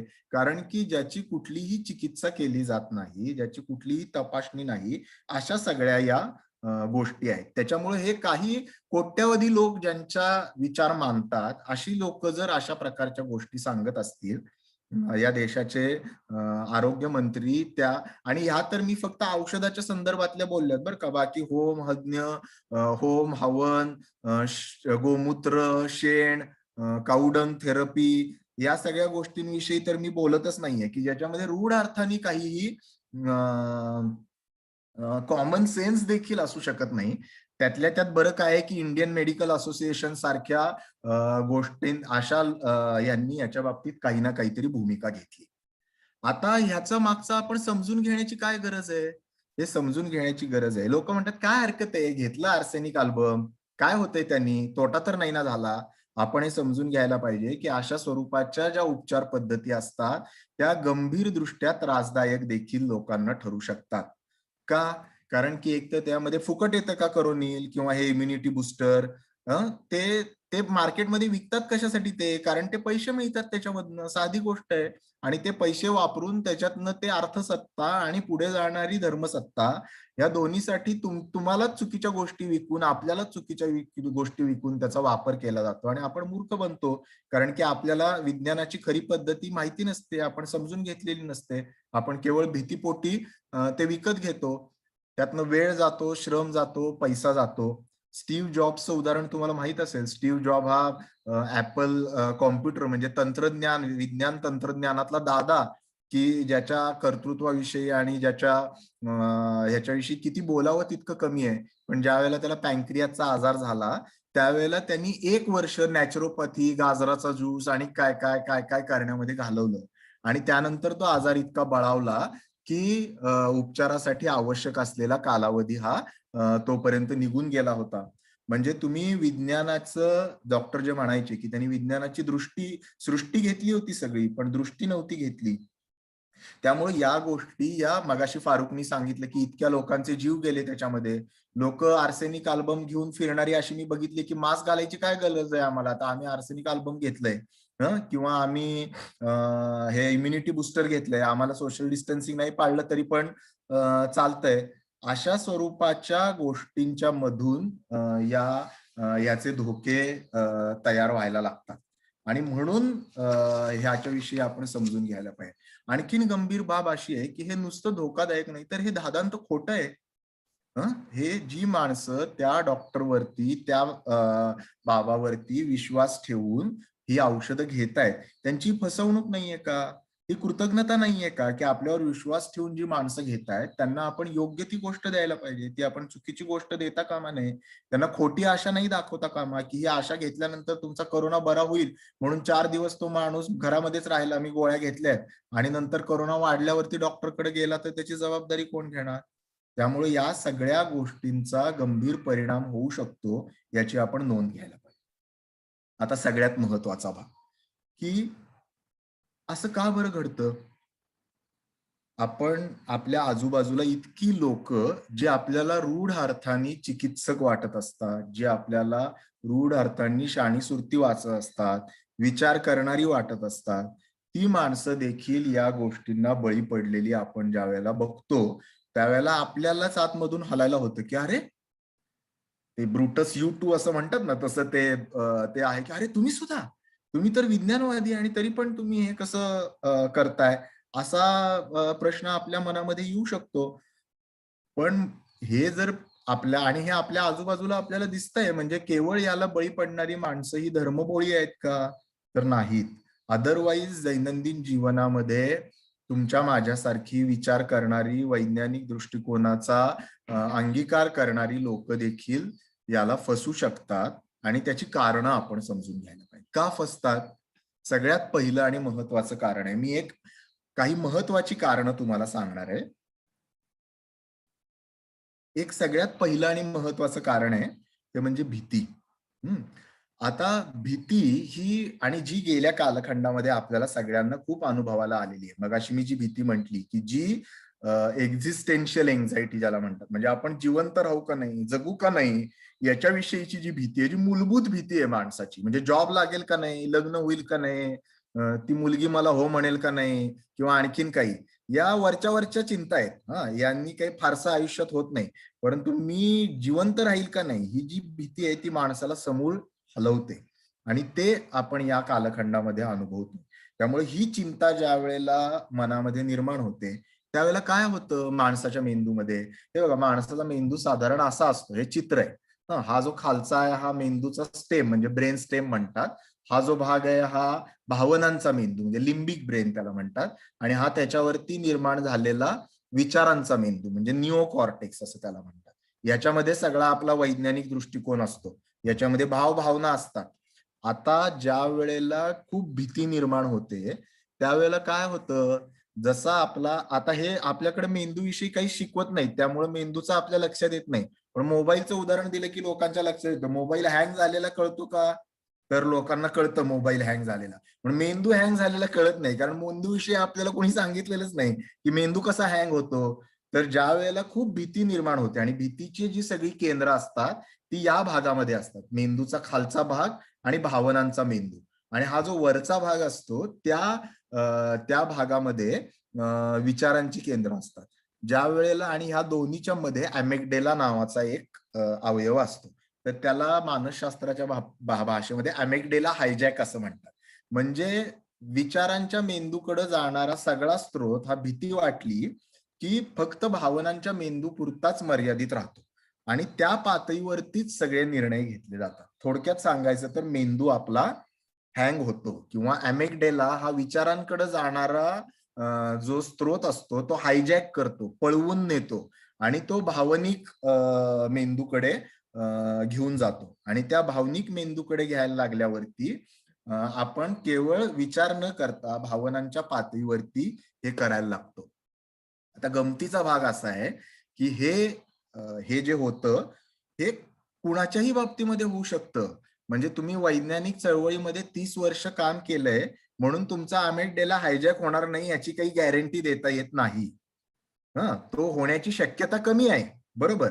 परंतु एकदा मर्यादेपलीकडे भीती आली की मोबाईल कितीही चांगला असला तरी पण तो हँग होण्याची शक्यताही निर्माण होते. हे आपल्याला माहिती असणं आवश्यक आहे. आता तुम्ही बघा, बहुतांश कर्मकांड, बहुतांश छद्मविज्ञानाचे दावे हे या भीतीला साथ घालत असतात. गंडेदोरे कशासाठी लावतात लोक, ताईत कशासाठी घालतात लोक, तर या भीती पोटी घालतात. छद्मविज्ञानातले जे दावे आहेत, ॲक्युप्रेशर, ॲक्युपंक्चर, ते दूर करण्याचे कशासाठी ते बहुतांश वेळेला केले जातात, तर ते या भीतीला साथ घालत असतात. त्यामुळे पहिला हायच ही जी आपल्या मनामध्ये खोलवर रुजलेली भीती असते. दुसरा मुद्दा की आरोग्याचे आपल्या आयुष्यातले प्रश्न असतात आणि खास करून जे दीर्घकालीन टिकणारे आजार असतात. म्हणजे डायबिटीस आहे, संधिवात आहे, कॅन्सर आहे, मानसिक आजार आहे. हे दीर्घ मुदतीचे आजार आहेत. ते सर्दी खोकल्यासारखे नाहीत की 4-8 दिवस आले आणि लगेच गेले. एकदा झाले तर त्याच्यासाठी दीर्घकाळ 2 वर्ष, 5 वर्ष, 10 वर्ष, आयुष्यभर ट्रीटमेंट घ्यायला लागते. आणि कुणाला आवडतं आयुष्यभर ट्रीटमेंट घ्यायला? आपल्याला असं वाटतं की आपला आजार लगेच निदान व्हावं आणि लगेच बरं व्हावं. ज्या वेळेला आजार सहजासहजी जात नाहीये हे लक्षात यायला लागतं आणि त्याबरोबर आजाराबरोबर आपल्याला काही डिसॅबिलिटी म्हणजे अपंगत्व यायला लागलेलं आहे. आपल्या काही गोष्टी ज्या आपण काम करू शकत होतो पूर्वी ते करू शकत नाही, अशी जेव्हा परिस्थिती निर्माण होते, ते आजारी पडलेली व्यक्ती ही आपल्याला भावनिक दृष्ट्या खूप जवळची असते. म्हणजे मतिमंद मूल असेल किंवा कॅन्सर झालेले आई वडील असतील, तर त्यावेळेला आपल्याला असं वाटायला लागतं की काहीतरी व्हावं या जगामध्ये आणि मला माझ्या या प्रश्नाला उत्तर मिळावं. माझ्या एका पूर्वी आनिसमध्ये लिहिलेल्या मी एका लेखात लिहिलेलं आहे, लोक चमत्काराला का बळी पडतात, त्याच्यामध्ये माझा एक अतिशय उच्च विद्या विभूषित, अतिशय रॅशनल म्हणावा असा मित्र आहे की ज्याच्या 10 वर्षाच्या मुलाला कॅन्सरचं निदान झालं. आणि त्यांनी नंतर मला कळलं हे की ज्या वेळेला तो बरा व्हायला लागलेला त्यावेळेला त्यांनी मला सांगितलं की अरे मी त्यावेळेला इतका हताश झालेलो. त्यांनी त्याच्या मुलाला अमेरिकेमध्ये नेलं उपचारासाठी, श्रीमंत आहे तो, आणि ते सगळं केलं, तो बरा झाला. पण त्यावेळेला तो म्हटलं की मी इतका हताश झालेलो की कोणी मला जे सांगेल ते, अगदी नैनितालच्या एका बाबांच्याकडे जावं म्हटलं तर तिथे पण मी गेलो. आज मला असं वाटतं की त्यावेळेला मी हे करायला नको होतं, पण त्यावेळेला माझा ब्रेन हँग झाला होता. त्यावेळेला मला काही सुचत नव्हतं. मला एवढंच सुचत होतं की काही करा पण माझ्या मुलाला वाचवा. आता हे योग्य आहे का? तर योग्य नाहीये, पण क्षम्य नक्कीच आहे. पण अडचण काय आहे की ज्या वेळेला ते न करता केवळ एवढंच करायला लागतात लोक, आणि म्हणजे मूळ उपचार आहे तो न करता हे करायला लागतात, त्यामधून गोंधळ निर्माण होतात. आता छद्मविज्ञानाची मगाशी जी आपण यादी बघितली त्यातल्या कितीतरी गोष्टी या अशा स्वरूपाच्या दीर्घकालीन आजारांना तुम्ही जर बघितलं ना, आणि त्यामधून निर्माण होणाऱ्या मानसिकतेला साथ घालत असतात. म्हणजे काय, तर तुम्ही बघा, ॲक्युपंक्चर, ॲक्युप्रेशर, ते सेरोजेन, या सगळ्या गोष्टी करायला जाणारी लोक कोण असतात? तर यामध्ये सांधेवाताचं दुखणं आहे, ब्लड प्रेशर आहे, औषध घ्यायला नको, स्वतःमध्ये बदल करायला नको, रोज व्यायाम करायला नको, त्यापेक्षा कुठल्या तरी गादीवरती जाऊन झोपलं 1 तास 2 तास की बरं वाटतंय. त्यामुळं अशा आजारामधली लोक ही सहजासहजी त्याला बळी पडतात.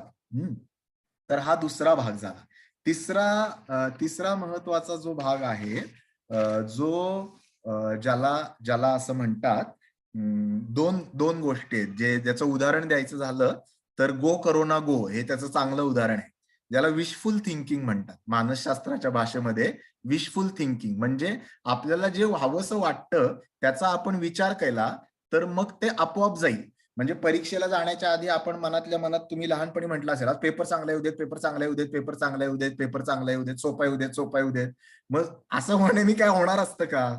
तर काही होणार नसतं, बरोबर की नाही? पण ह्याला विशफुल थिंकिंग म्हणतात. म्हणजे काय की असं आपण म्हटल्यानी हे आपल्याला होईल प्रत्यक्षात.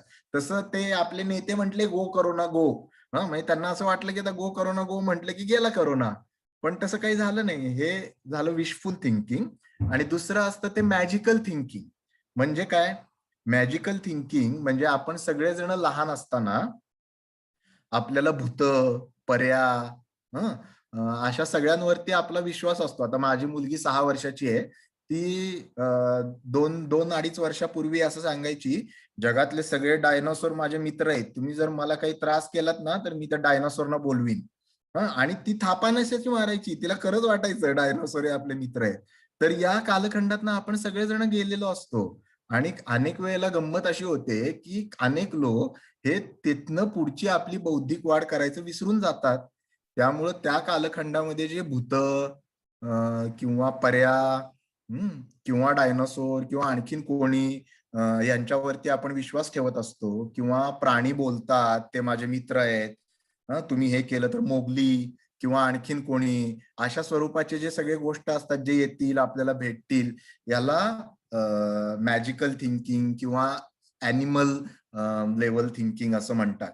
आणि हे वाढीच्या एका टप्प्यापर्यंत नैसर्गिक असतं, परंतु काही लोकांच्या मध्ये ते पुढे देखील तसंच राहतं. आणि जसे आपण वाढतो तसं आपल्याला हे समजून घेणं आवश्यक असतं की तो कल्पना विलास आहे आणि हे वास्तव आहे.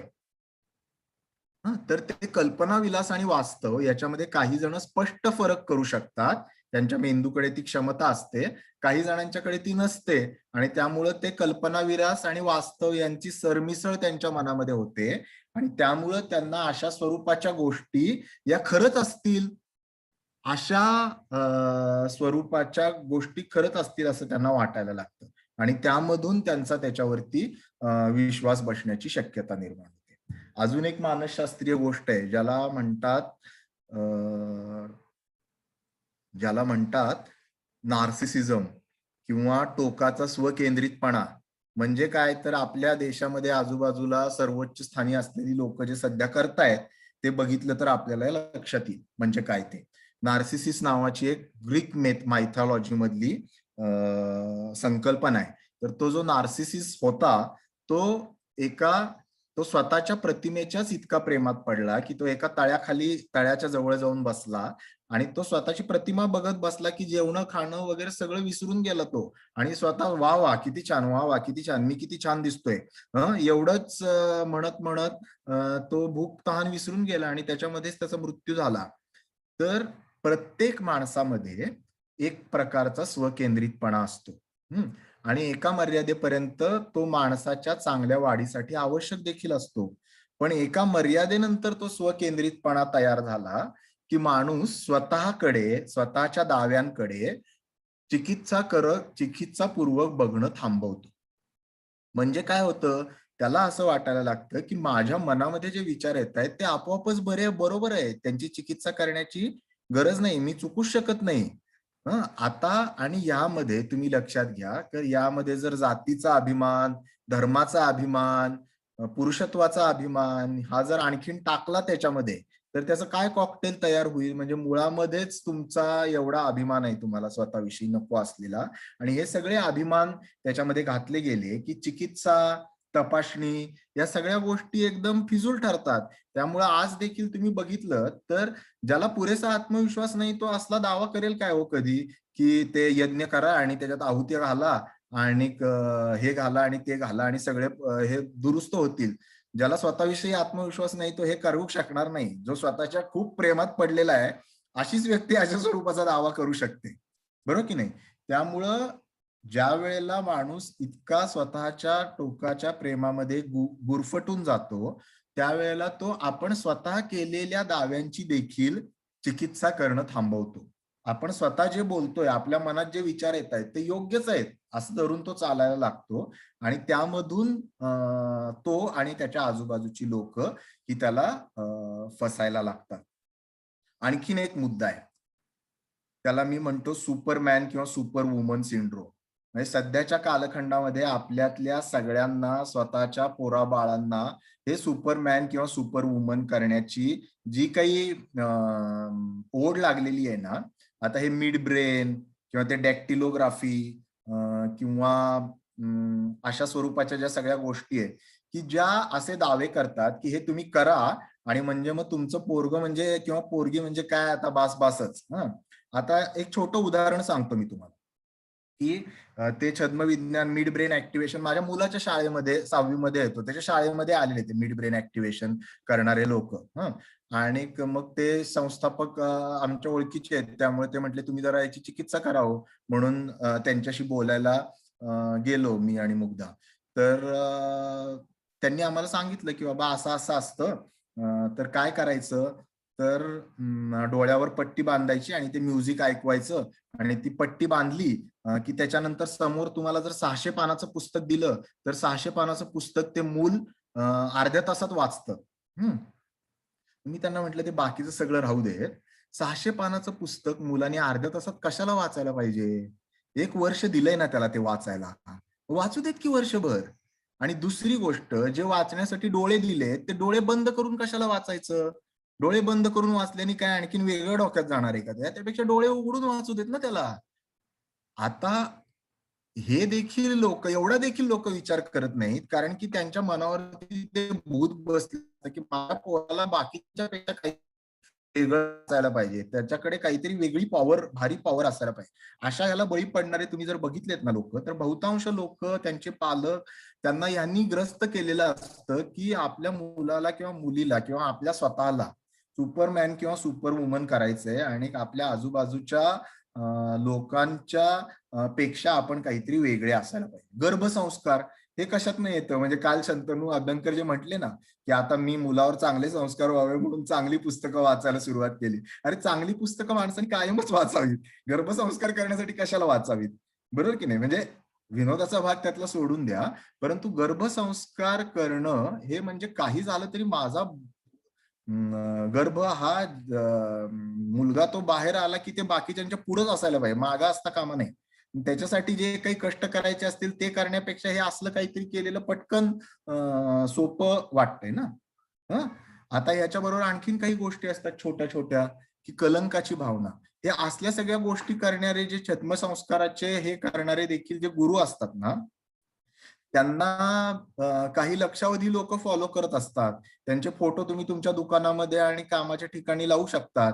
हे आमच्यासारखे यकश्चित मानसोपचार तज्ञाचं त्याच्याकडे त्यांनी बरं केलं पेशंटला तरी लोक लग्नाची पत्रिका देताना म्हणतात डॉक्टर पत्रिका दिली आहे पण लग्नाला मात्र येऊ नका, कारण तुम्ही लग्नाला आला तर लोक विचारणार हे कशाला आले, मग विचारणार की ते तुम्ही मानसोपचार तज्ञाकडे गेलेला का.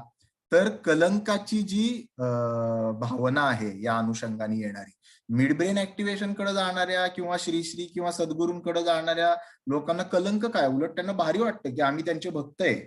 त्यामुळे ही जी कलंकाची भावना मानसिक आरोग्याच्या ह्याच्याशी जोडली गेलेली आहे, त्याचा देखील खूप मोठा परिणाम या मानसशास्त्रावरती होतो. आता शेवटचे 2-3 गोष्टी ज्याच्यामुळे हे होतं, काही वेळेला ठार अज्ञान हे देखील याच्या मुळाशी असू शकतं. म्हणजे लोक पुरेसा विचारच करत नाही, त्यांना माहितीच नसते किंवा एखादा निर्णय घेण्याच्या आधी आपण पुरेशी माहिती घ्यायला पाहिजे, आपण त्याची चिकित्सा करायला पाहिजे. आपल्याकडे उपलब्ध असलेल्या जे ज्ञानाचे साठे आहेत, जी माणसं आहेत त्याच्यामधून थोडीशी माहिती घ्यायला पाहिजे. या सगळ्या गोष्टी न करता केवळ अज्ञानाच्या माध्यमातून लोक याला बळी पडतात. आणि या सगळ्याच्या पलीकडे जाऊन शेवटच्या 2 गोष्टी जे मगाशी मी म्हंटल की आपल्याकडे हुशार लोकांनी छद्मविज्ञान आणि धर्म आणि अंधश्रद्धा याचं एक कॉकटेल करायला आता सुरुवात केलेली आहे. म्हणजे विज्ञानाचं नाव वापरायचं आणि धर्माची सत्ता वापरायची आणि त्या दोन्हीचं मिश्रण करून एक लोकांच्या मनावरती राज्य करता येऊ शकेल, काही करून आपलं वर्चस्व स्थापन करणं, लोकांना फसवणं, टकवणं, हा त्याच्या मागचा महत्वाचा उद्देश. त्यामुळे ज्या वेळेला ते दोन्ही एकमेकांच्या हातात हात घालून चालायला लागतात, त्यावेळेला ते आणखीन आव्हानात्मक होतात, हे आपल्या सगळ्यांना सहज लक्षात येऊ शकेल. आणि शेवटचा मुद्दा, ज्याला मानसशास्त्राच्या भाषेमध्ये कन्फर्मेशन बायस असं म्हणतात. म्हणजे काय कन्फर्मेशन बायस? म्हणजे जे आपल्याला ऐकायला आवडतं त्याच गोष्टी आपण ऐकतो. म्हणजे आता इथे अंधश्रद्धा निर्मूलनाचा विचार ऐकायला तुम्हाला आवडतो म्हणून हे 500 लोक आलेले आहेत. ज्यांना हा विचार पटत नाही ते लोक कसे काय इथं येतील? त्यामुळे इथं ऐकायला येणाऱ्या लोकांच्या मध्ये लोकांना हा विचार पटण्याची शक्यता बाकीच्या कुठल्याही लोकांपेक्षा जास्त आहे. कारण की सिलेक्ट करतानाच माणसं अशी स्वतःनीच सिलेक्ट केलेली आहेत की ज्यांना हा विचार पटण्याची शक्यता आहे, अशीच लोक सिलेक्ट झालेली आहेत इथं.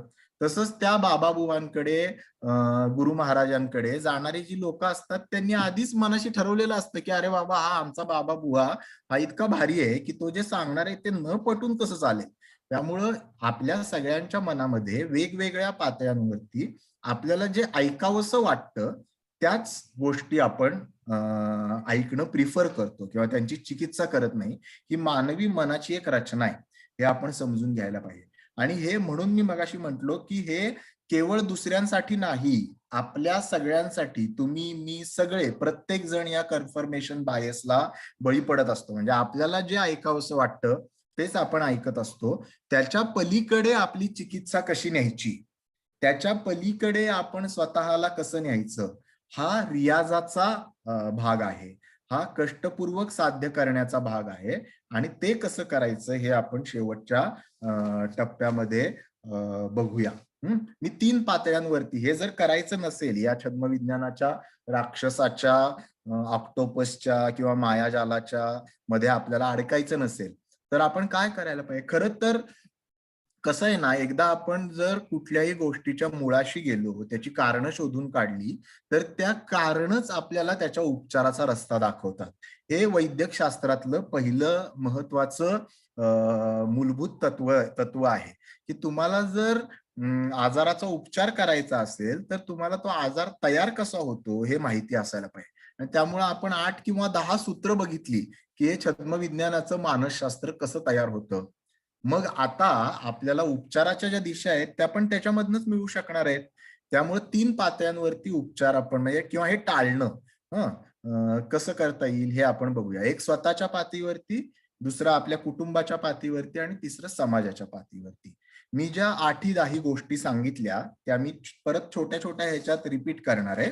म्हणजे भीती, जर आपल्या स्वतःला येणारी जी भीती आहे त्या भीतीवरती, म्हणजे आपल्याला मुळामध्ये भीती येते, मला आपल्यातल्या अनेक जणांना आपल्याला आयुष्याची भीती वाटते हेच मान्य करायचं नसतं. तर आयुष्याची भीती सगळ्यांना वाटते, त्याच्यामध्ये काही कमीपणा नाही. मृत्यूची भीती चुकलेला असा कोणी जगामध्ये माणूस नाही. उगाच कारण नसताना मीच शोर, मीच भारी असं म्हणण्याची काही गरज नाही. आपल्याला ज्या भीती येतात त्या भीती आपण स्वतःशी समजून घेणं, स्वीकारणं हे फार महत्वाची गोष्ट आहे. त्यामुळं आपल्याला भीती येतेय आणि आपला वरचा मेंदू हायजॅक होतोय, आपला अॅमेग्डेला हायजॅक होतोय, किंवा आपला ब्रेन हँग होतोय, हे कळू शकतं का आपल्याला? तर नक्की कळू शकतं. तर त्याच्याविषयी आपण जागरूक होऊ शकतो का? होऊ शकतो. त्याच्यासाठी मानसशास्त्र समजून घ्यायला पाहिजे थोडं. मानस मैत्री हा आपला उपक्रम आहे ज्याच्यामध्ये आपण हे स्वतः शिकणं आणि दुसऱ्यांना शिकवणं याच्यासाठी प्रयत्न करतो. दुसरा भाग आहे की आपल्याला हे लक्षात यायला पाहिजे की जर आपल्या कुटुंबामध्ये, आपल्या आजूबाजूला, आपल्या आयुष्यामध्ये जर दीर्घ मुदतीचे आजार आले असतील तर पर्यायी पूरक छद्मविज्ञानाच्या पद्धतींकडे आपला ओढा होण्याची शक्यता जास्त आहे. कारण ते सहजासहजी जात नाही आणि ते सहन करणं, त्यांच्याबरोबर आयुष्याची पुनर्रचना करणं हे अनेक वेळेला अवघड असतं. त्यासाठी आवश्यक असलेला आधार आणि समुपदेशन आपल्याकडे मिळत नाही आणि त्यामुळे या कालखंडामध्ये आपण त्याला मोठ्या प्रमाणामध्ये बळी पडू शकतो. त्यामुळे आरोग्य, भीती. तिसरं, मीच शहाणा, नार्सिसिझम, ज्याच्याविषयी मी म्हटलो की मीच शहाणा असं सतत म्हणणं आणि मला जे वाटतं तेच म्हणजे ते तुम्ही ते भाडीपा बघता का? त्या भाडीपा नावाचं एक चॅनल आहे, त्याच्यावरती ते सिरियल येते बघा, एक मी आई आणि काहीतरी, त्यात तो आणि आहे, तो ते सांगतो ना कसली म्हणजे स्वतःला त्याला आयडिया सुचतात आणि मग त्याच्यानंतर तो म्हणतो कसली भारी आयडिया, ही एक युनिक आयडिया आहे आणि आजपर्यंत कुणालाच सुचलेली नाही. म्हणजे आपल्याला ज्या सुचतात त्या आयडियांच्या मध्ये काहीतरी दोष असू शकतो याचा तो विचार नाही करू शकत. तसं आपलं तर होत नाहीये ना. आपल्याला जर असं व्हायला लागलं तर मला वाटतं आपण दुसऱ्यांचं टीका, दुसऱ्यांची मतं, आणखीन काही गोष्टी या समजून घेऊ शकतो का? हे तिसरं महत्वाची गोष्ट आहे. चौथी ही जे विशफुल थिंकिंग आणि मॅजिकल थिंकिंग आपण म्हटलं, तर ते महत्वाचं आहे. त्याच्या माध्यमातून हे बघा, जर पूर्वी मानस मैत्री, शोधभूताचा बोध मुनाचा जी आनिसेची मोहीम होती, त्या मोहिमेच्या उद्घाटनाला विजय तेंडुलकर आलेले आणि ते असं म्हटलेले त्यांच्या भाषणामध्ये की अहो हे भूतांच्या वगैरे काय मागे लागलाय तुम्ही, भूत वगैरे कसलं भारी असतात, भूत वगैरे जर नसतील तर मग कथा, कल्पना, गोष्टी या कुठनं येतील? तर आपण हे समजून घ्यायला पाहिजे की त्याच्या नावावर होणाऱ्या शोषणाला आपला विरोध आहे. ज्या लोकांना कल्पनेतलं भूत आणि पुस्तकातलं भूत आणि प्रत्यक्षातलं भूत याच्यामधला फरक कळतो, त्याला काही आपला विरोध नाहीये कुणाचा. आता भूतांच्या आणि याच्या सिरियल बघायला लोकांना आवडू शकतात, पण जोपर्यंत त्यांना हे माहित असतं की अरे हे मनोरंजन आहे, तोपर्यंत ती वेगळी गोष्ट आहे. हे आपण सगळ्यांनी समजून घेणं आवश्यक आहे.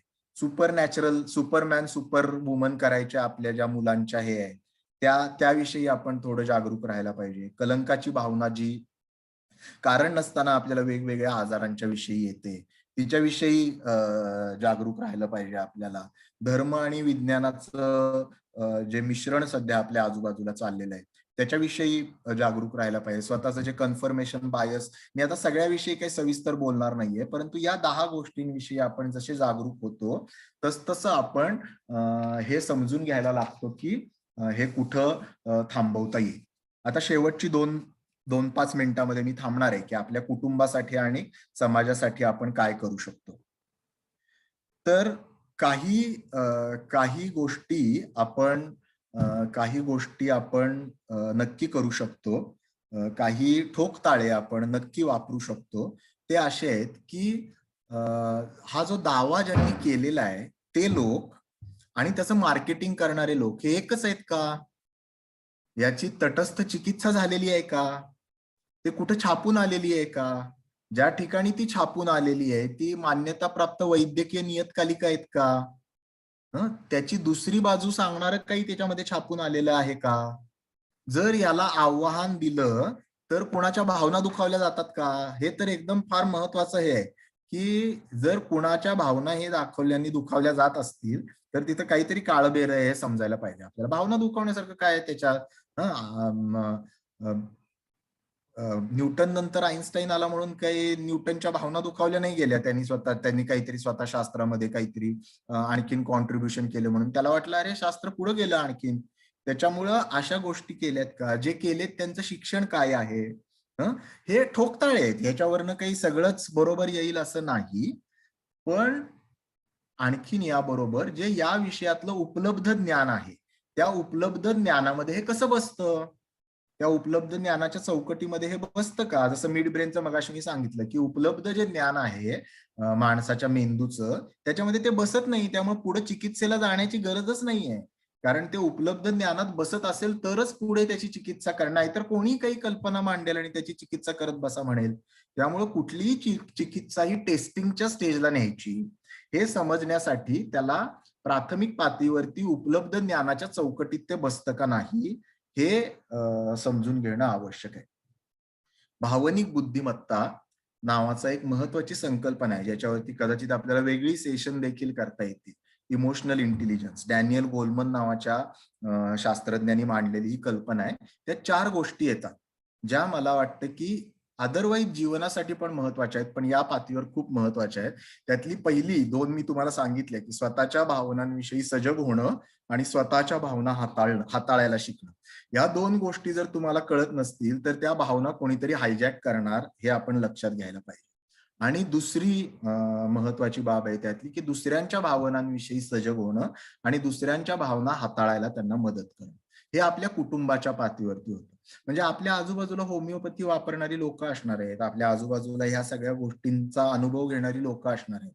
परत आपल्याला हेच लक्षात ठेवायला पाहिजे की जे तत्व अंधश्रद्धा निर्मूलनासाठी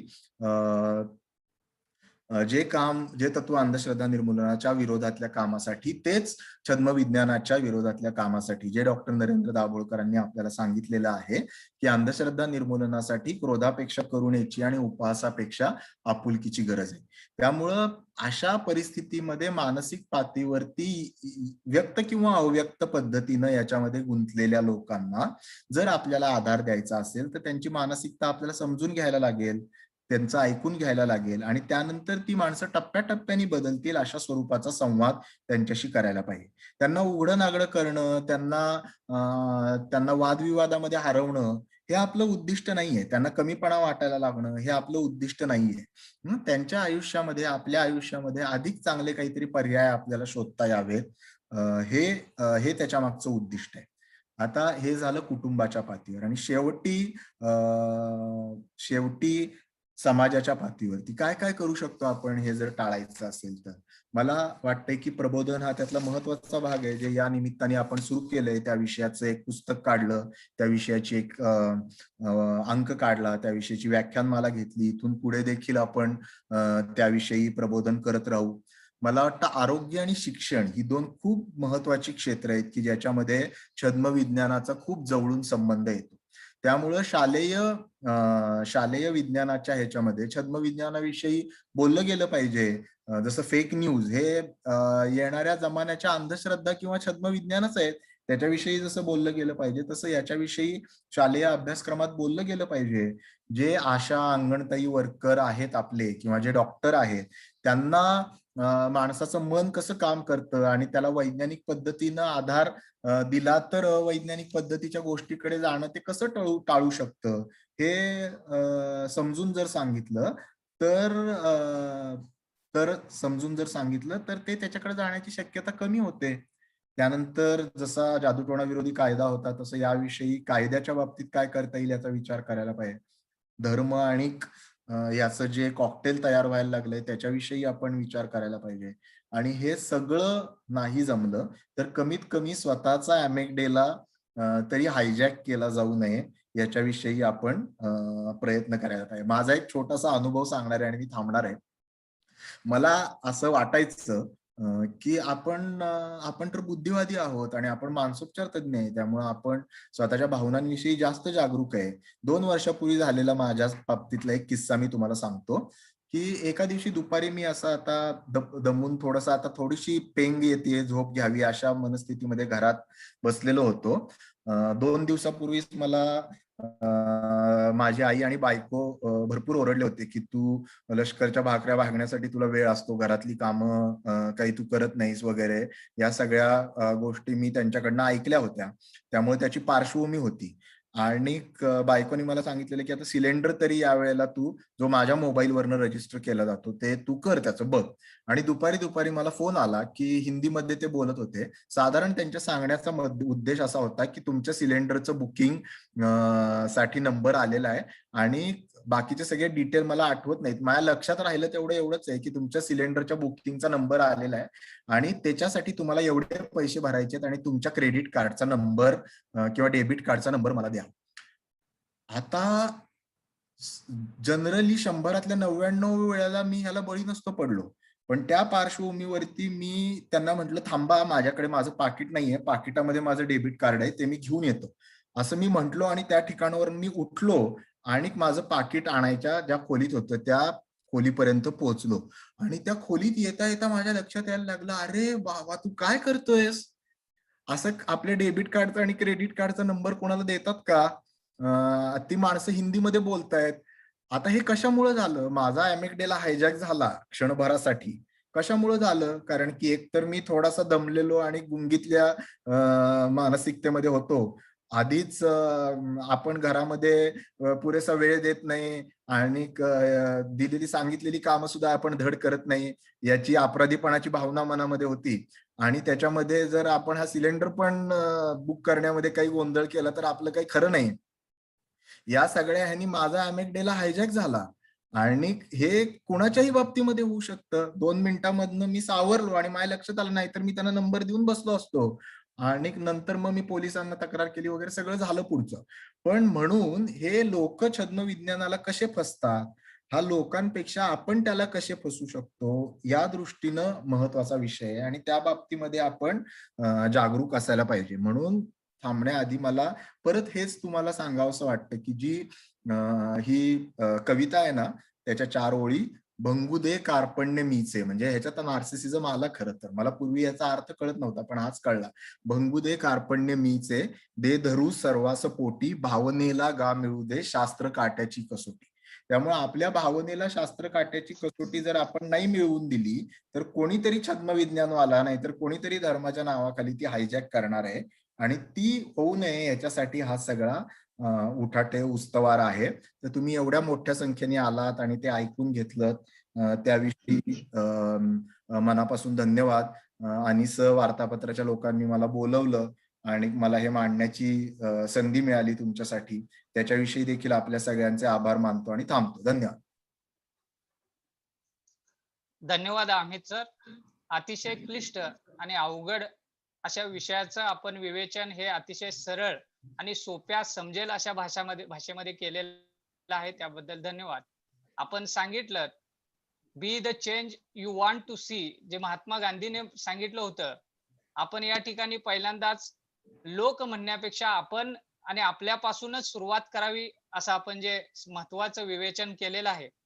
अंधश्रद्धा आणि छद्मविज्ञान यांच्या चक्रव्यूहातून बाहेर पडायचं असेल, आपला अमेकडेला जर हायजॅक होऊन द्यायचा नसेल, तर वैज्ञानिक दृष्टिकोनाची लस घेतली पाहिजे, हा संदेश आपण या ठिकाणी दिलेला आहे. अमित सर आणि सर्व श्रोते हो, वैज्ञानिक दृष्टिकोनाची लस तर चारवाक, बुद्ध, तुकोबा, गाडगे बाबा, दाभोळकर ते पानसरेपर्यंत या लोकांनी आपल्याला दिलेले आहे. परंतु या लसीचा वेग आणि लसीचा वेग हे वाढवला पाहिजे, जेणेकरून समाजामध्ये वैज्ञानिक दृष्टिकोन निर्माण होईल आणि एक निकोप अशा समाज व्यवस्था निर्माण होईल. धन्यवाद हमीद सर. पुन्हा एकदा या ठिकाणी जे महत्वाचे प्रश्न आलेले आहेत, सगळ्यांना बोलायला देणं शक्य नाही, त्यामुळे जे काही कमेंट बॉक्स मध्ये प्रश्न आलेले आहेत त्या प्रश्नाची प्रश्नोत्तर प्रश्न राहुल थोरात यांनी विचारावीत आणि या विषयाच्या संबंधितच वेळ कमी असल्यामुळे प्रश्न उत्तर घेण्यात यावीत असे मी राहुल थोरात जे व्यवस्थापकीय संपादक आहेत वार्तापत्राचे त्यांना मी विनंती करतो. राहुल थोरात सर. थँक्यू फारुख. भरपूर प्रश्न आलेले आहेत. काही प्रश्न नेहमी विचारले जातात ते प्रश्न सोडून काही मानसिक आरोग्याच्या बाबतीत जे प्रश्न आहेत ते आपण इथं घेऊया.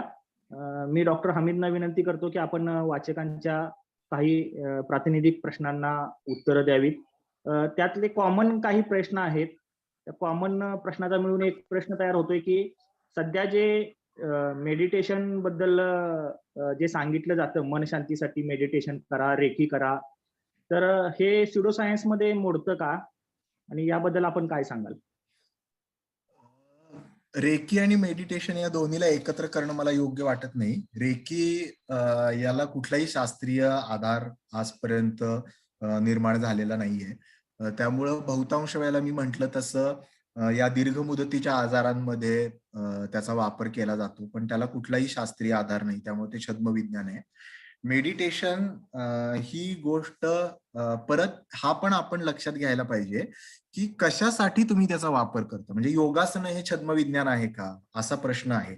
तसंच मेडिटेशन हा मेडिटेशन ही पद्धती आहे, हे तुम्ही लक्षात घ्या. स्वतःच्या मनाकडे तटस्थपणे बघायला शिकण्याची पद्धती आहे. त्याचे अनेक शास्त्रीय अभ्यास झालेले आहेत, त्याचा मेंदूवरती होणाऱ्या परिणामांच्या विषयी अभ्यास झालेले आहेत आणि मला वाटतं पूर्वी एक आपण ह्याच्यावरती व्याख्यान देखील सविस्तर मांडणी त्याच्यामध्ये तास सव्वा तासाची मी केलेली आहे. आता कोणी जर असं म्हणत असेल की मेडिटेशनमुळे सिझोफ्रेनिया बरा होतो तर ते छद्मविज्ञान आहे. पण आपल्या मनावरती ताबा ठेवण्यासाठी जसं श्वसनाचा दीर्घ श्वसनाचा उपयोग करता येऊ शकतो, जसं तुम्ही व्यायाम केला तरी तुमच्या मनाला म्हणजे या सगळ्या मनाला बरं वाटतं.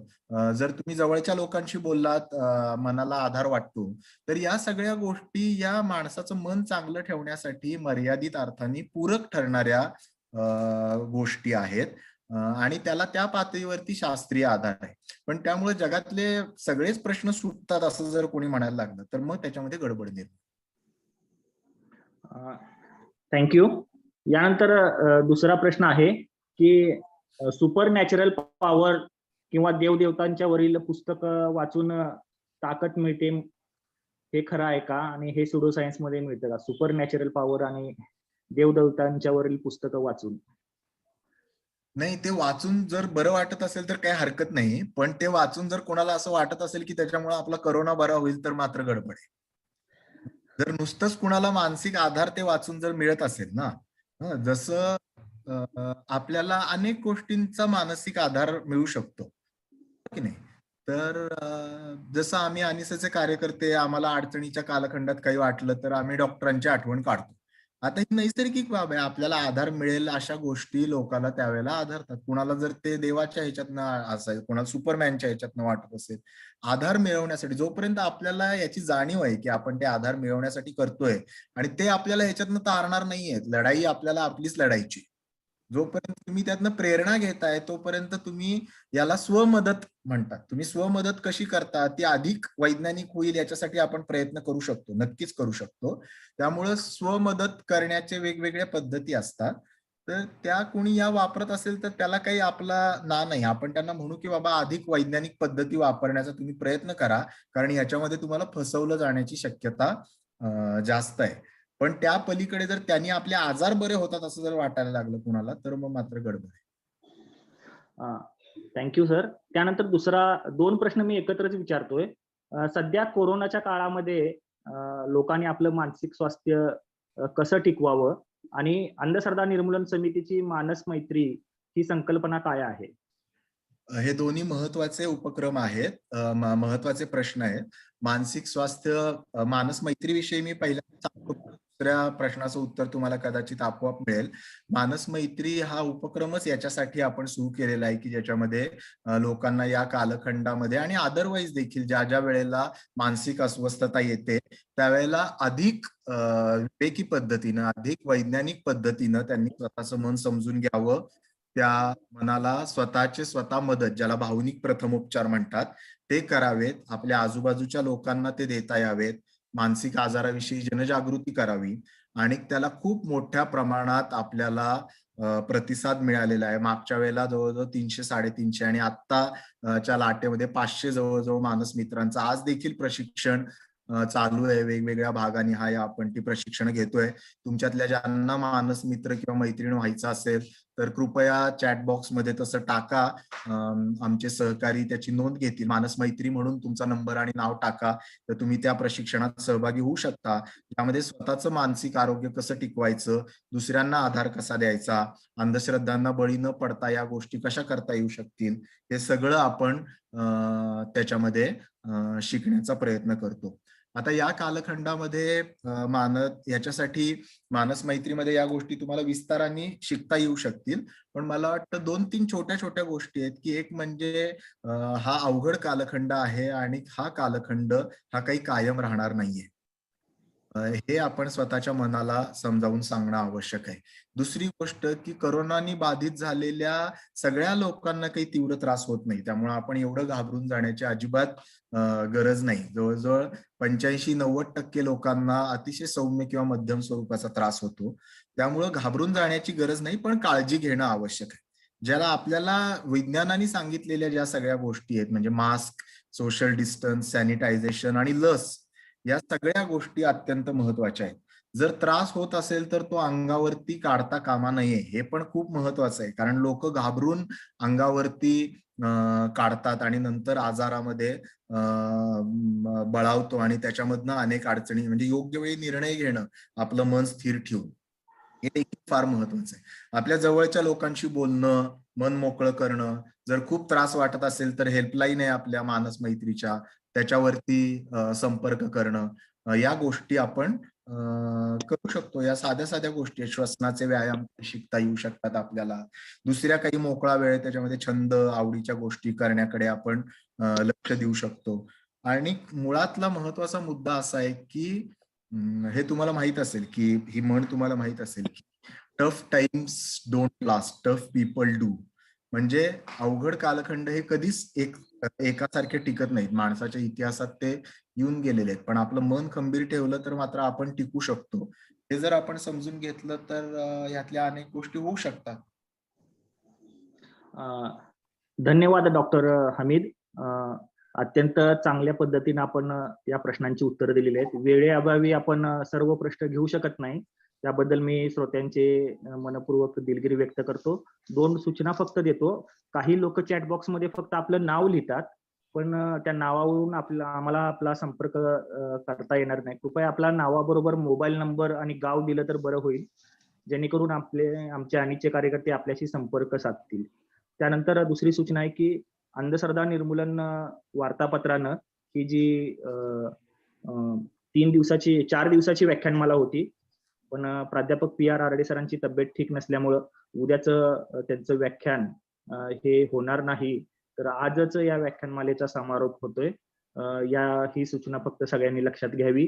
आणि अंधश्रद्धा निर्मूलन वार्तापत्राच्या वेबसाईटला, ज्याचे आज 28,000 मेंबर आहेत, या वेबसाईटला आपण अवश्य भेट द्यावी. अंधश्रद्धा निर्मूलन वार्तापत्राचे वर्गणदारही व्हावं. Over to Farooq. धन्यवाद राहुल सर, धन्यवाद हमीद सर. यानंतर या व्याख्यानमालेच्या समारोपासाठी राजीव देशपांडे, अंधश्रद्धा निर्मूलन वार्तापत्राचे संपादक, यांना मी विनंती करतो की त्यांनी या व्याख्यानमालेचं समारोप करावं.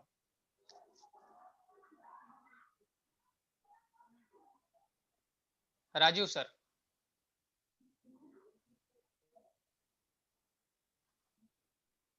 को होस्ट करा, बघा काय झाले.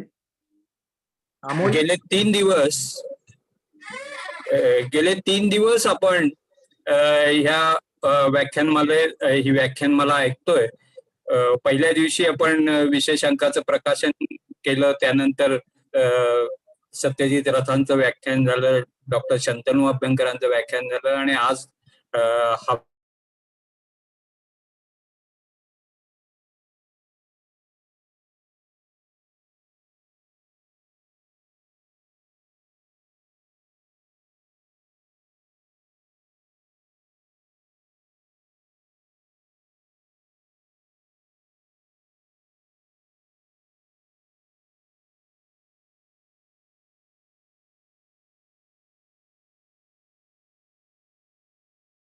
असे भाग आहेत, प्रस्थापितांचे जे अपयश आहे, त्या अपयश झाकण्याचं काम आज छद्मविज्ञान करत आहे असं आपल्याला दिसतं. तसं ते नेहमीच करत असतं. त्यामुळे छद्मविज्ञानाच्या विरोधातील हा संघर्ष हा कोणत्याही काळात महत्वाचाच असतो, हे आपण लक्षात ठेवलं पाहिजे. पण आजच्या करोनासारख्या महामारीच्या विरोधात लढताना छद्मविज्ञानाच्या विरोधातील हा संघर्ष अत्यंत कळीचा ठरतो. कारण अशा काळात हे विज्ञानानं सुपीक केलेल्या जमिनीतून छद्मविज्ञानाचे, ज्याला आपण सुडो सायन्स म्हणतो, नकली, फसवं, आभासी, असं विविध नावानं ज्याला आपण म्हणतो, त्या छद्मविज्ञानाचे विषारी पीक अगदी तरारून येतं. आणि या 2 दिवसात, आत्ताच म्हणजे या 2 दिवसातल्या बातम्यांकडे जरी नजर टाकली तरी तुम्हाला असं दिसेल की गायीच्या शेणाने माखलेले लोकांचे फोटो तुम्ही बघितले असतील. मध्य प्रदेशातल्या त्या मंत्र्याचे गावाच्या वेशीवर करोना रोखण्यासाठी केलेले यज्ञाचे आव्हान तुम्ही ऐकलं असेल. म्हणजे यावरूनच आपल्याला कळतंय की हे छद्मविज्ञानाचं आव्हान किती प्रचंड आहे. अत्यंत प्रचंड असं हे आव्हान आहे. आणि म्हणूनच करोना महामारीच्या या संकटाच्या पार्श्वभूमीवर अंधश्रद्धा निर्मूलन वार्तापत्रानं हा विशेषांक हा छद्मविज्ञानाच्या विरोधातील संघर्षाचा विविध अंगानं वेध घेणारा हा विशेषांक प्रसिद्ध केला. या विशेषांकाचं स्वागत चांगलं झालं. अनेक तज्ञ कार्यकर्ते यांनी आजचं वास्तव चितारणारे लेख लिहून या मोहिमेत सहभाग दिला. तसंच त्याचा पुढचा टप्पा म्हणून आम्ही ही जनजागरण व्याख्यानमाला आयोजित केली. त्यालाही संपूर्ण महाराष्ट्रातल्या लोकांनी, कार्यकर्त्यांनी फार मोठ्या प्रमाणावर प्रतिसाद दिला. सत्यजित रथ यांच्यासारखा शास्त्रज्ञ, शंतनू अभ्यंकरांसारखा कार्यकर्ता डॉक्टर, हमीद तर काय तो आयोजकच आहे, आयोजक कार्यकर्ताच आहे. तर हे सर्व ह्या संघर्षात सामील झाले. आरडे सर या स्युडो सायन्स विरोधातील लढतीतील एक आघाडीचे वीर आहेत. गेली कित्येक वर्ष ते ह्या स्युडो सायन्सच्या संदर्भात लिहित आहेत. त्या संदर्भात अनेक त्यांनी आंदोलनं पण केलेली आहेत, अनेक भांडाफोडी केलेल्या आहेत.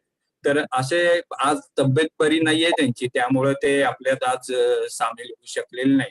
पण आपण आता ही जशी मोहीम पुढं चालवणार आहोत, आता आपण हा एक भाग झालेला आहे. हे जनजागरण व्याख्यानमाला ही ह्याच्या पुढे आणखी आपल्याला सुडो सायन्सच्या विरोधातले कार्यक्रम घ्यायचे आणि त्यात आरडे सर त्यांची तब्येत ठीक झाल्यानंतर आपल्या बरोबर आघाडीवर असतील यात अजिबात काही शंका नाही. त्याचबरोबर ह्या 3 दिवसात तुम्ही सर्वांनी अतिशय मोठ्या प्रमाणावर या व्याख्यानमालेला प्रतिसाद दिला. तसाच प्रतिसाद ही मोहीम पुढे नेण्यासाठी तुम्ही द्याल किंवा द्यावा असं आव्हान महाराष्ट्र अनिसतर्फे आणि अंधश्रद्धा निर्मूलन वार्तातर्फे करतो, वार्तापत्रातर्फे करतो आणि या व्याख्यानमालेचा समारोप झाला असं जाहीर करतो. त्याच्या या सगळ्या या आजच्या व्याख्यानाच्या आभार प्रदर्शनासाठी मी फारुककडे पुन्हा धन्यवाद राजीव सर. धन्यवाद. धन्यवाद. यानंतर या संपूर्ण व्याख्यानमालेच्या आभार प्रदर्शनासाठी बार्शी अंधश्रद्धा निर्मूलन समितीचे ज्येष्ठ कार्यकर्ते प्राध्यापक डॉक्टर अशोक कदम सर यांना मी विनंती करतो की त्यांनी आभार मानायचा आहे. धन्यवाद. धन्यवाद फारुक. नमस्कार. अंधश्रद्धा निर्मूलन समितीचे मुखपत्र असलेले अंधश्रद्धा निर्मूलन वार्तापत्र यांच्या वतीने आयोजित करण्यात आलेल्या फसवे विज्ञान विरोधी जनजागरण मोहिमेअंतर्गत ऑनलाईन व्याख्यानमालेचे आजच्या 3ऱ्या दिवसाचे वक्ते आदरणीय डॉक्टर हमीद दाभोळकर सर, उपस्थित सर्व श्रोते आणि सर्व पदाधिकारी आणि साथीनो, खर तर अज्ञानातून निर्माण होणाऱ्या अंधश्रद्धा व कर्मकांडे येथपासून आजच्या ब्रँड न्यू कोरोनामया पर्यंतचा सुंदर असा आढावा आजचे वक्ते डॉक्टर हमीद दाभोळकर यांनी घेतला. बऱ्याच वेळा आपण म्हणतो की विज्ञानाला चमत्काराचा व धर्माचा मुलामा देऊ छद्म विज्ञानाच्या आधारे लोकांची फसवणूक कशी केली जाते यावर सरांनी उदाहरणासहित अत्यंत सुंदर असं विवेचन केलं. त्यांनी आपल्या व्याख्यानातून हेही सांगितलं की छद्म विज्ञानाचा पराभव आपण फक्त आणि फक्त वैज्ञानिक दृष्टिकोनाचा आधार घेऊनच करू शकतो. कारण अलीकडच्या काळामध्ये आणि चळवळीला सगळ्यात मोठे चॅलेंज हे स्युडो सायंटिस्ट आहेत आणि त्यांना मिळालेला राजाश्रय आहे. तेव्हा मी आजचे वक्ते माननीय डॉक्टर हमीद दाभोळकर सरांचं खरंच मनपूर्वक आभार व्यक्त करतो. एकाच वाक्यात त्यांचा जर आभार व्यक्त करायचा असेल तर चॅट बॉक्स मध्ये अनेक जणांनी मेसेज टाकलेले आहेत की आज आम्हा सर्वांना डॉक्टर नरेंद्र दाभोळकर सरांची आठवण झाली. इतक्या अत्यंत सोप्या आणि सहज ओघवती भाषेमध्ये उदाहरणासहित डॉक्टर हमीद दाभोळकरांनी आपल्याला आज म्हणजे मार्गदर्शन केलं. त्यानंतर ही व्याख्यानमालेचं लाईव्ह प्रसारण मॅक्स महाराष्ट्र यांनी 3 दिवस केलं. त्याबद्दल खरं तर त्यांच्यामुळेच आपण संपूर्ण महाराष्ट्रामध्ये पोहोचू शकलो. त्यांचंही मी अंधश्रद्धा निर्मूलन वार्तापत्र यांच्या वतीनं मनपूर्वक आभार व्यक्त करतो. त्याबरोबर आजचे जे हे सेशन आहे त्या सेशनचं सगळं कंट्रोलिंग आणि कोऑर्डिनेशन आणि मॉनिटरिंग हे अमोल पाटील हे करत होते. त्यांच्या ह्या सपोर्ट बद्दल मी आणि वार्तापत्रातर्फे आभार व्यक्त करतो. आणि त्याबरोबर आजच्या व्याख्यानाचं जे टोटल कोऑर्डिनेशन आहे, जी टीम आहे ती म्हणजे अण्णा कडलासकर, राहुल थोरात, फारुक गवंडी सर, जे राहुल थोरात वार्तापत्राचे व्यवस्थापक आहेत त्यांचंही मी मनपूर्वक आभार व्यक्त करतो. त्यानंतर ह्या व्याख्यानमालेला जे श्रोते आपले 3 दिवस खरं तर फार मोठ्या प्रमाणात त्यांनी प्रतिसाद दिला. श्रोते व कार्यकर्ते आणि पदाधिकारी यांचे मनपूर्वक आभार व्यक्त करतो. आणि चॅट बॉक्समध्ये राहुलनं सुद्धा सांगितलेलं आहे की ज्यांना अंधश्रद्धा निर्मूलन समितीच्या ह्या चळवळीशी कार्याशी जोडून घ्यायचं आहे त्यांनी, आणि ज्यांना नवीन नवीन अपडेट्स पाहायचे आहेत त्यांनी चॅट बॉक्समध्ये आपले नाव, गाव व मोबाईल नंबर द्यावा, जेणेकरून अनिस वार्तापत्र त्यांच्या संपर्कात राहील. तेव्हा मी पुनश्च एकदा अनिस वार्तापत्राचे मनपूर्वक आभार मानतो आणि उद्याच्या रमजान सणाच्या निमित्तानं आणि अक्षय तृतीयेच्या निमित्तानं आपल्या सर्वांना शुभेच्छा देतो. साथीनो, आपल्याला माहित आहे कोरोनाचं संकट संपलेलं नाही, तेव्हा सगळे कोरोनाचे नियम पाळून आपण आपल्या घरी सुरक्षित राहूया.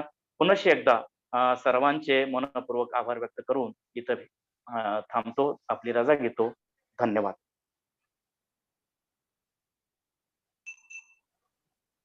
सर्वांचे मनपूर्वक आभार. अमोल, आता बंद करा.